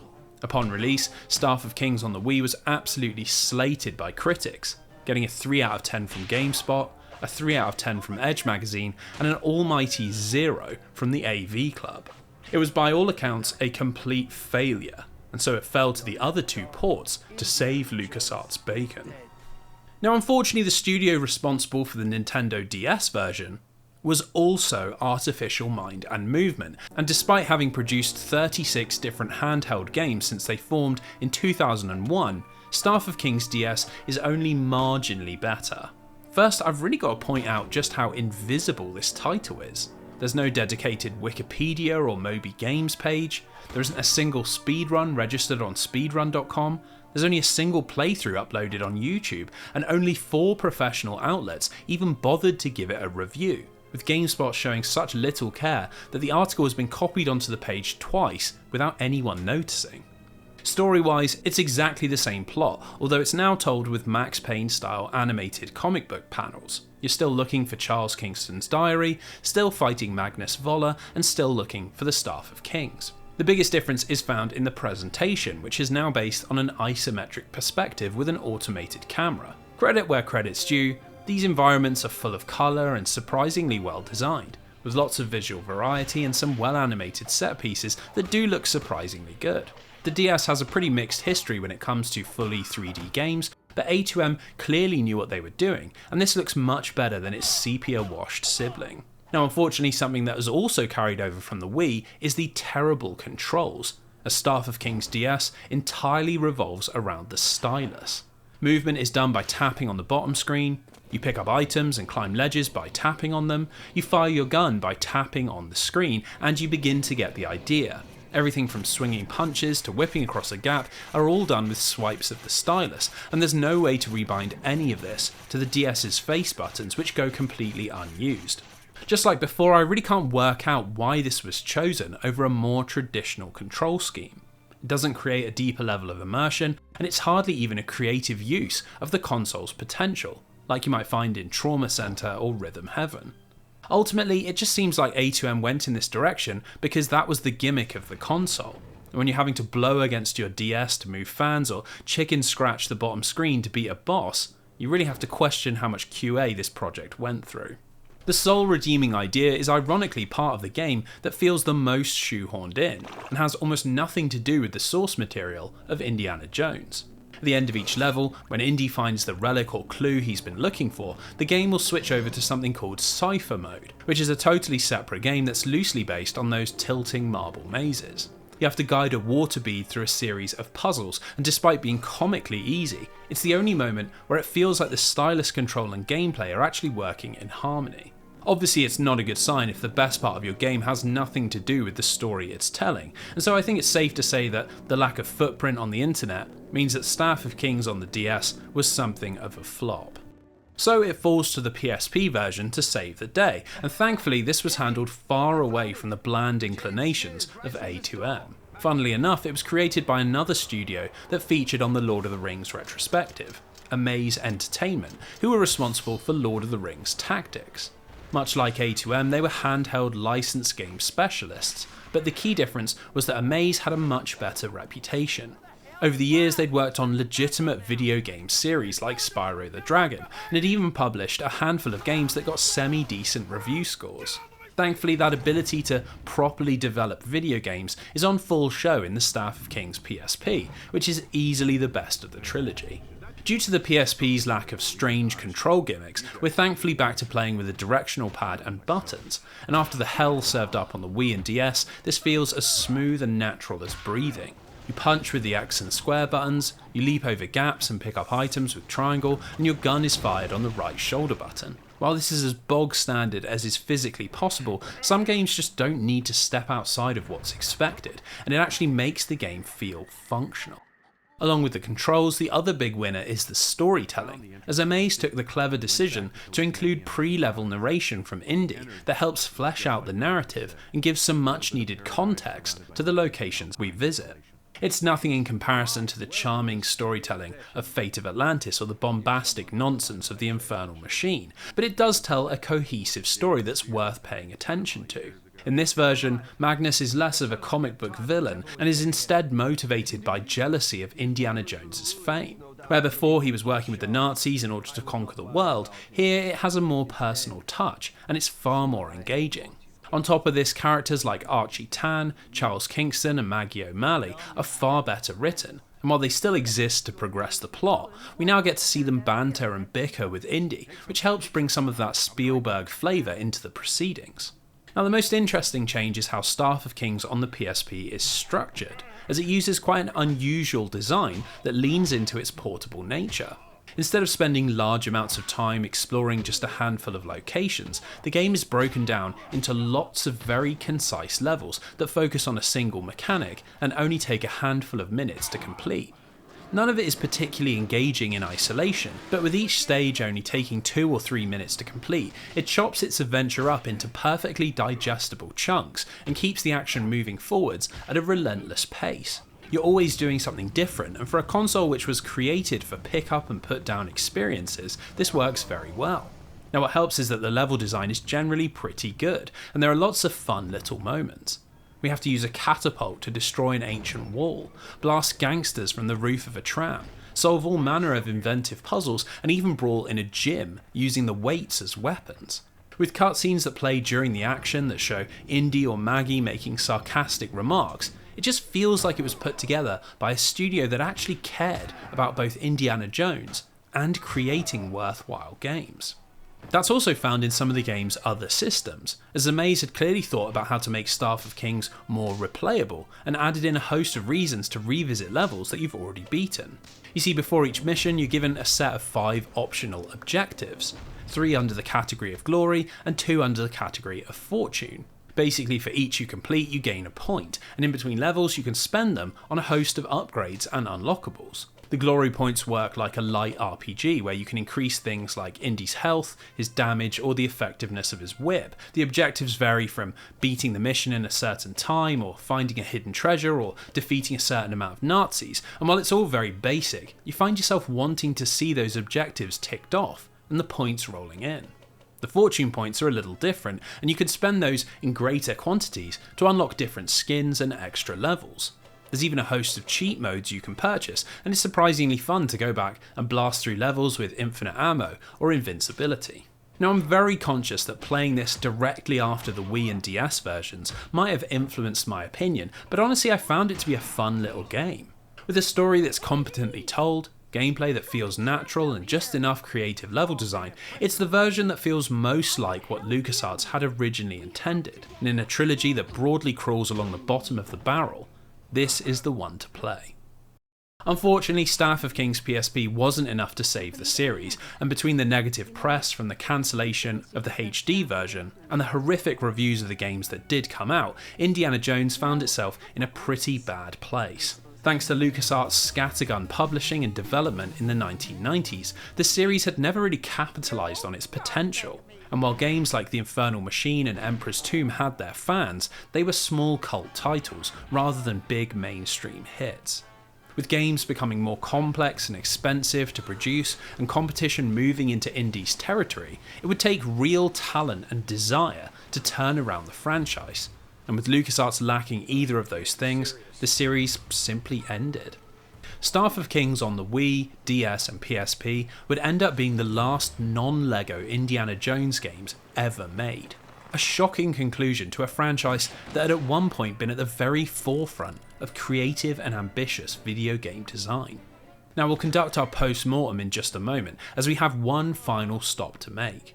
A return to the world of coloured brick building, where hopefully Indy could reclaim some of his long-lost dignity.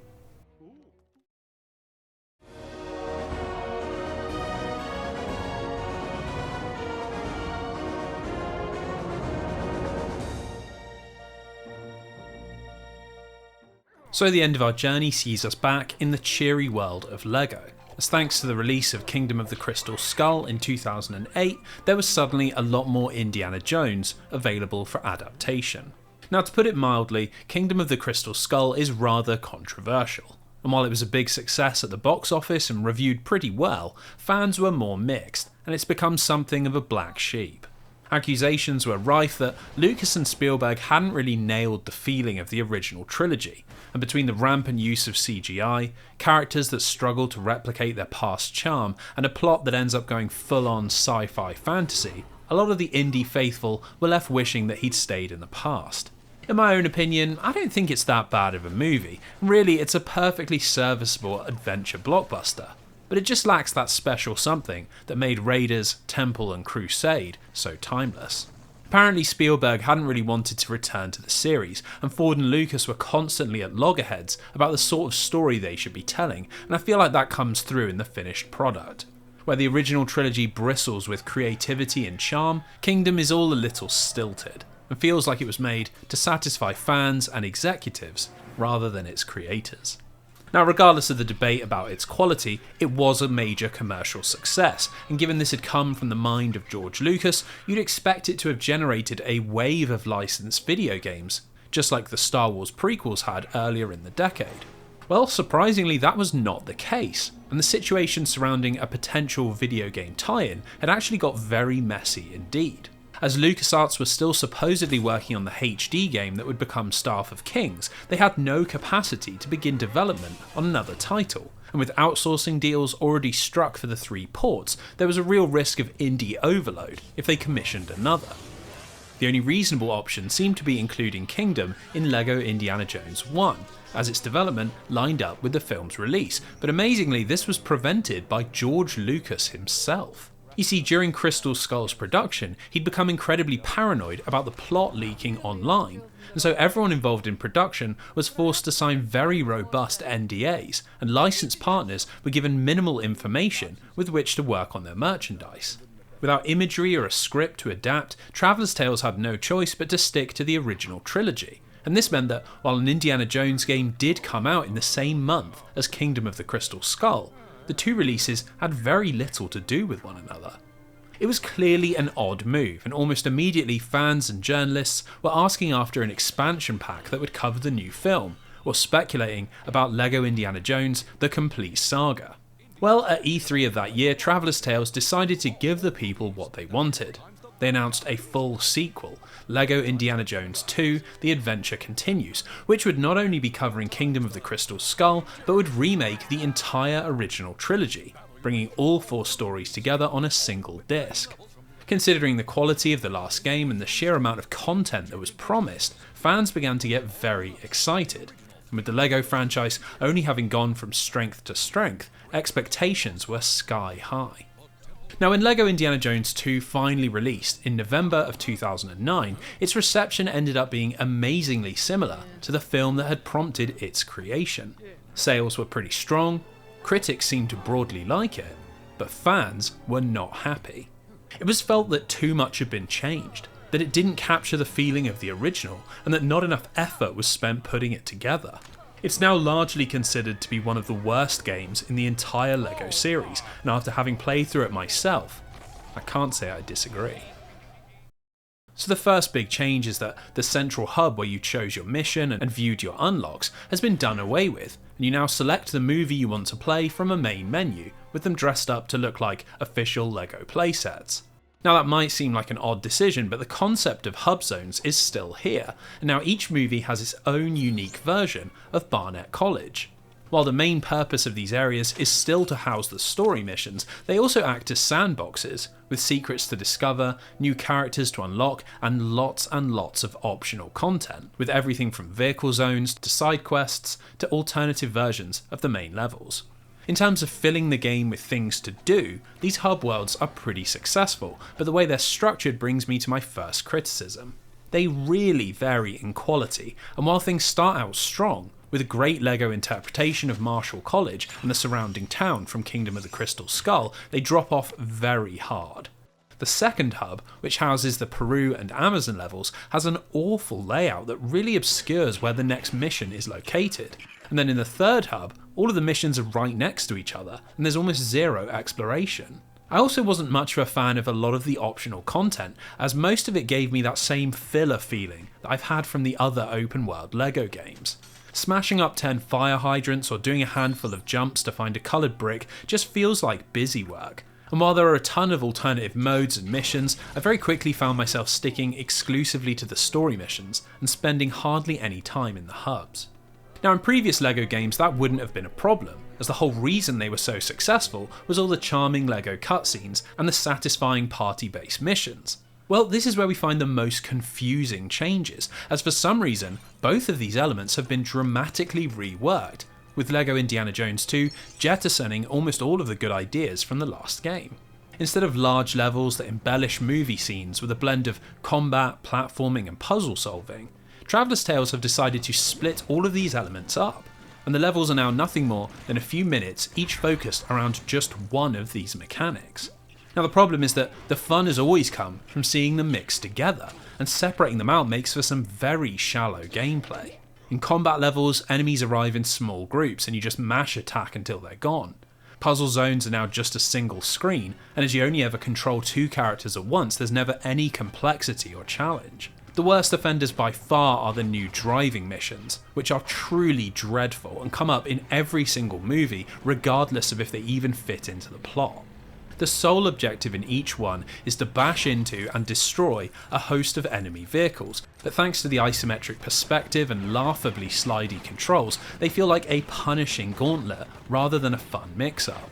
It's particularly galling as LEGO Indiana Jones 1 used vehicles in a really tasteful way, and by only including them in a select few places, they came across as a fun surprise, despite their mechanical simplicity. Now, I'm not sure if this was a misguided attempt to better flesh out this part of the game, or a veiled attempt at padding, but these missions don't add anything to the LEGO formula and are easily the worst part of the game. All of these structural and gameplay changes add up to an experience that is shockingly lightweight. And for a series that is already pitching itself to quite a casual audience, it makes for a game that can often feel rather dull. Where LEGO Indiana Jones 1 had become a lovely end-of-day ritual, offering just enough engagement and reward to send me off with a smile, the sequel quickly turned into a tedious slog, serving up a huge portion of objectives and goals, but without anything to make it feel meaningful. Now, this was obviously hugely disappointing, but I think what hurt the most was how the tone of the cutscenes had warped away from the charming style that had made the series so popular. In LEGO Indiana Jones 2, everything feels very over the top, with most of the movie scenes reworked into some sort of big, goofy joke that usually takes precedence over the storytelling. For example, let's look at the opening of the Ark of the Covenant. In the first game, this was played pretty straight, with ghosts streaming out of the Ark and bursting apart Belloc and the Germans in an explosion of LEGO limbs. Now, this works not because it's trying to be funny, but because it's recreating something serious with colourful LEGO characters, and that amusing clash is at the centre of almost every scene. We see people get shot, we see heads rolling across the floor, and we see people getting dunked into flames, but when presented with LEGO figures, it all has an air of ridiculousness that makes it enjoyable. By contrast, the second game is entirely focused on randomly breaking character and being as wacky as possible. Here, when the Ark is opened, a disco ball comes out and everyone starts dancing. Why? Well, because the LEGO games are meant to be funny, and isn't this very funny? The game religiously sticks to this late afternoon kids show vibe, and if you're not particularly into characters wearing silly outfits, falling over or pulling faces, there isn't a lot to latch onto. Oddly, this inclination towards zany visuals also creeps into the gameplay, as each movie now has a climactic boss fight that often feel wildly out of step with the tone of the source material. The battle on the bridge during Temple of Doom now involves Mola Ram operating a giant Kali robot, and the soldier ants from Kingdom of the Crystal Skull spend less time eating people and more time walking around as a large human ant hybrid. Considering it was exactly the same team that had delivered such a home run with the last LEGO Indiana Jones game, I really can't work out what's happened here. It's the same writer, the same director, and the same animators, so it's perplexing to see them miss the mark so dramatically, especially when the quality of the adaptation is usually an area where the LEGO games always deliver. Now, you're probably thinking that this is all quite harsh criticism, that it's just bonus content on top of the campaigns from the last game, but this brings us to another big problem with LEGO Indiana Jones 2. That promised remake of the first three movies goes beyond adding in unique hubs, as the levels themselves have all been entirely redesigned to conform to the new structure used in Kingdom of the Crystal Skull. The lengthy and interesting levels have all been removed, and in their place is a predictable parade of single-screen puzzles, wave-based combat, and even more godforsaken vehicle sections. What makes this even more offensive is that Raiders, Temple and Crusade are all dramatically shorter than they were in the last game. While Kingdom of the Crystal Skull takes place over 3 hubs and 15 levels, each of the original movies only gets 5 short levels, which can be completed in as little as 20 minutes. It's inferior to LEGO Indiana Jones 1 in just about every conceivable way, and I really cannot fathom what possessed Traveller's Tales to make all of these changes. All they had to do was bundle the last game with the new levels and they would have had a bona fide hit, even with the lower quality of the Crystal Skull missions. As it is, I can only see LEGO Indiana Jones 2 working for hardcore fans of the LEGO series itself, rather than having any crossover appeal to indie fans or really anyone who's interested in well-designed video games. It's stuffed full of content, but it's severely lacking in heart, and for a LEGO game, that's particularly disappointing. Now, obviously the LEGO series steamed on ahead despite this misstep, and Traveller's Tales quickly recovered with the release of some of their best games like LEGO Harry Potter, LEGO Batman 2 and LEGO Lord of the Rings. The problem was that for Indiana Jones, this had been a rough few years, And with Traveller's Tales increasingly looking beyond the realms of LucasArts properties, demand for our archaeological adventurer had well and truly dried up. Where the series had once sat on the cutting edge of video game storytelling, mismanagement and weak ambition had seen Indy's relevance slowly erode.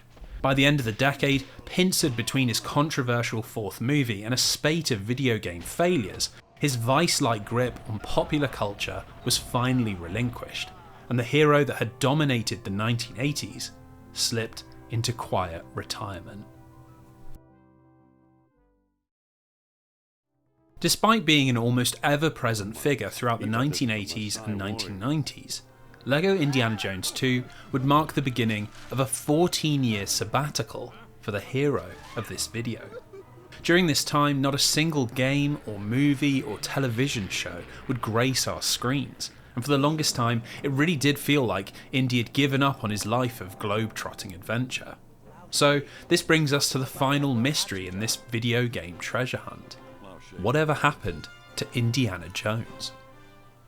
Well, the roots of his absence are found in what happened to LucasArts shortly after the release of Staff of Kings. On December 21st, 2012, Lucasfilm and all of its subsidiaries were purchased by the Walt Disney Company, and unsurprisingly, there was no space in this new regime for a floundering publisher and developer. In late 2013, having failed to release a full console game in almost 4 years, LucasArts was shut down and Disney's franchise strategy shifted towards third-party publishing deals. Thanks to this, all responsibility for future Star Wars games was passed over to EA, but Indiana Jones was conspicuously absent. In fact, while Disney eventually confirmed that they were interested in producing another indie movie, there was never any whisper of another indie game. And so while EA got stuck into milking the Star Wars franchise dry, Indiana's retirement continued. Now this might seem strange considering Indiana Jones had always been a series with enormous video game potential, but it really can't be overstated what a poor job LucasArts had done of managing it. If it had been in good health, I'm sure Disney would have immediately found a publisher, but through the cold and unfeeling eyes of an investor-focused executive, there hadn't been a truly profitable Indiana Jones game for over 10 years. So why bother? Now the discussion could just end there. But I do think there's another read on the situation that views LucasArts in a bit of a kinder light. There had been a spectre haunting the Indiana Jones games from the moment LucasArts had formed, and its name was Star Wars. Indiana Jones had always been a big franchise, but Star Wars was and is colossal. For a modest-sized publisher and developer like LucasArts, it simply sucked up all of the air, demanding every morsel of resource and starving its archaeological sibling of any attention. Now that probably makes it sound like LucasArts was simply chasing the dollars, and while that is true to a degree, Indy also struggled thanks to the contrasting natures of these two franchises. You see, in Star Wars, developers have the vastness of a foreign galaxy to work within. You can make any kind of game and tell any kind of story, with the only requirement being to not mess with the content of the films. Indiana Jones, on the other hand, is actually very rigid in what you can and can't do. You have to have ancient mythology, you have to have globetrotting, you have to have puzzles and combat, and also base everything around a static character from which you can never deviate. If you need any more convincing, just look at the utter lack of interest in the young Indiana Jones Chronicles, or the disdain with which the sci-fi elements from Kingdom of the Crystal Skull are now held in. Obviously talented designers like Hal Barwood, Ron Gilbert and Julian Egerbrecht were able to work around these limits, but they often meant that ambitious studios simply weren't interested in picking up a license that was not only less profitable, but also far more restrictive. While Star Wars gorged itself on BioWare, Raven Software and Pandemic Studios, Indy was left with cheap scraps. And while having such a clear identity has made the character into an icon, it's proved to be something of a curse in the world of video games. In fact, this issue runs even deeper, as Indiana Jones was so influential that his games often found themselves lagging behind the video game curve. You see, the movies had been so crucial in forming the language of action-adventure cinema that when video games began to adopt these concepts, echoes of Raiders of the Lost Ark, The Temple of Doom and The Last Crusade began to appear all throughout the industry. Whether it's in Simon Belmont's whip, or the dungeon diving of Legend of Zelda, or in the fiendish traps of Prince of Persia, you can see the influence of Spielberg and Lucas's movies in so many classic video games, and this meant that LucasArts were always playing catch up. By the time the industry arrived at Tomb Raider and Uncharted, everything that made Indiana Jones successful was right there in video game form, but just not in the Indiana Jones games. So the explanation for that 14-year hiatus is quite a bit more complex than the series suffering from a few dud releases. Despite 21 unique games and countless ports spanning 3 decades, the reality was that Indiana Jones was being done better elsewhere, and with such strict rules about how his story should work, it was hard to see how he could catch up. This is why it was all the more surprising that in January 2021, totally out of the blue, Bethesda announced that they would be publishing an all-new AAA Indiana Jones game, developed by Machine Games. Obviously this was a huge shock thanks to the decade-long absence, but also because of the studio that was behind it.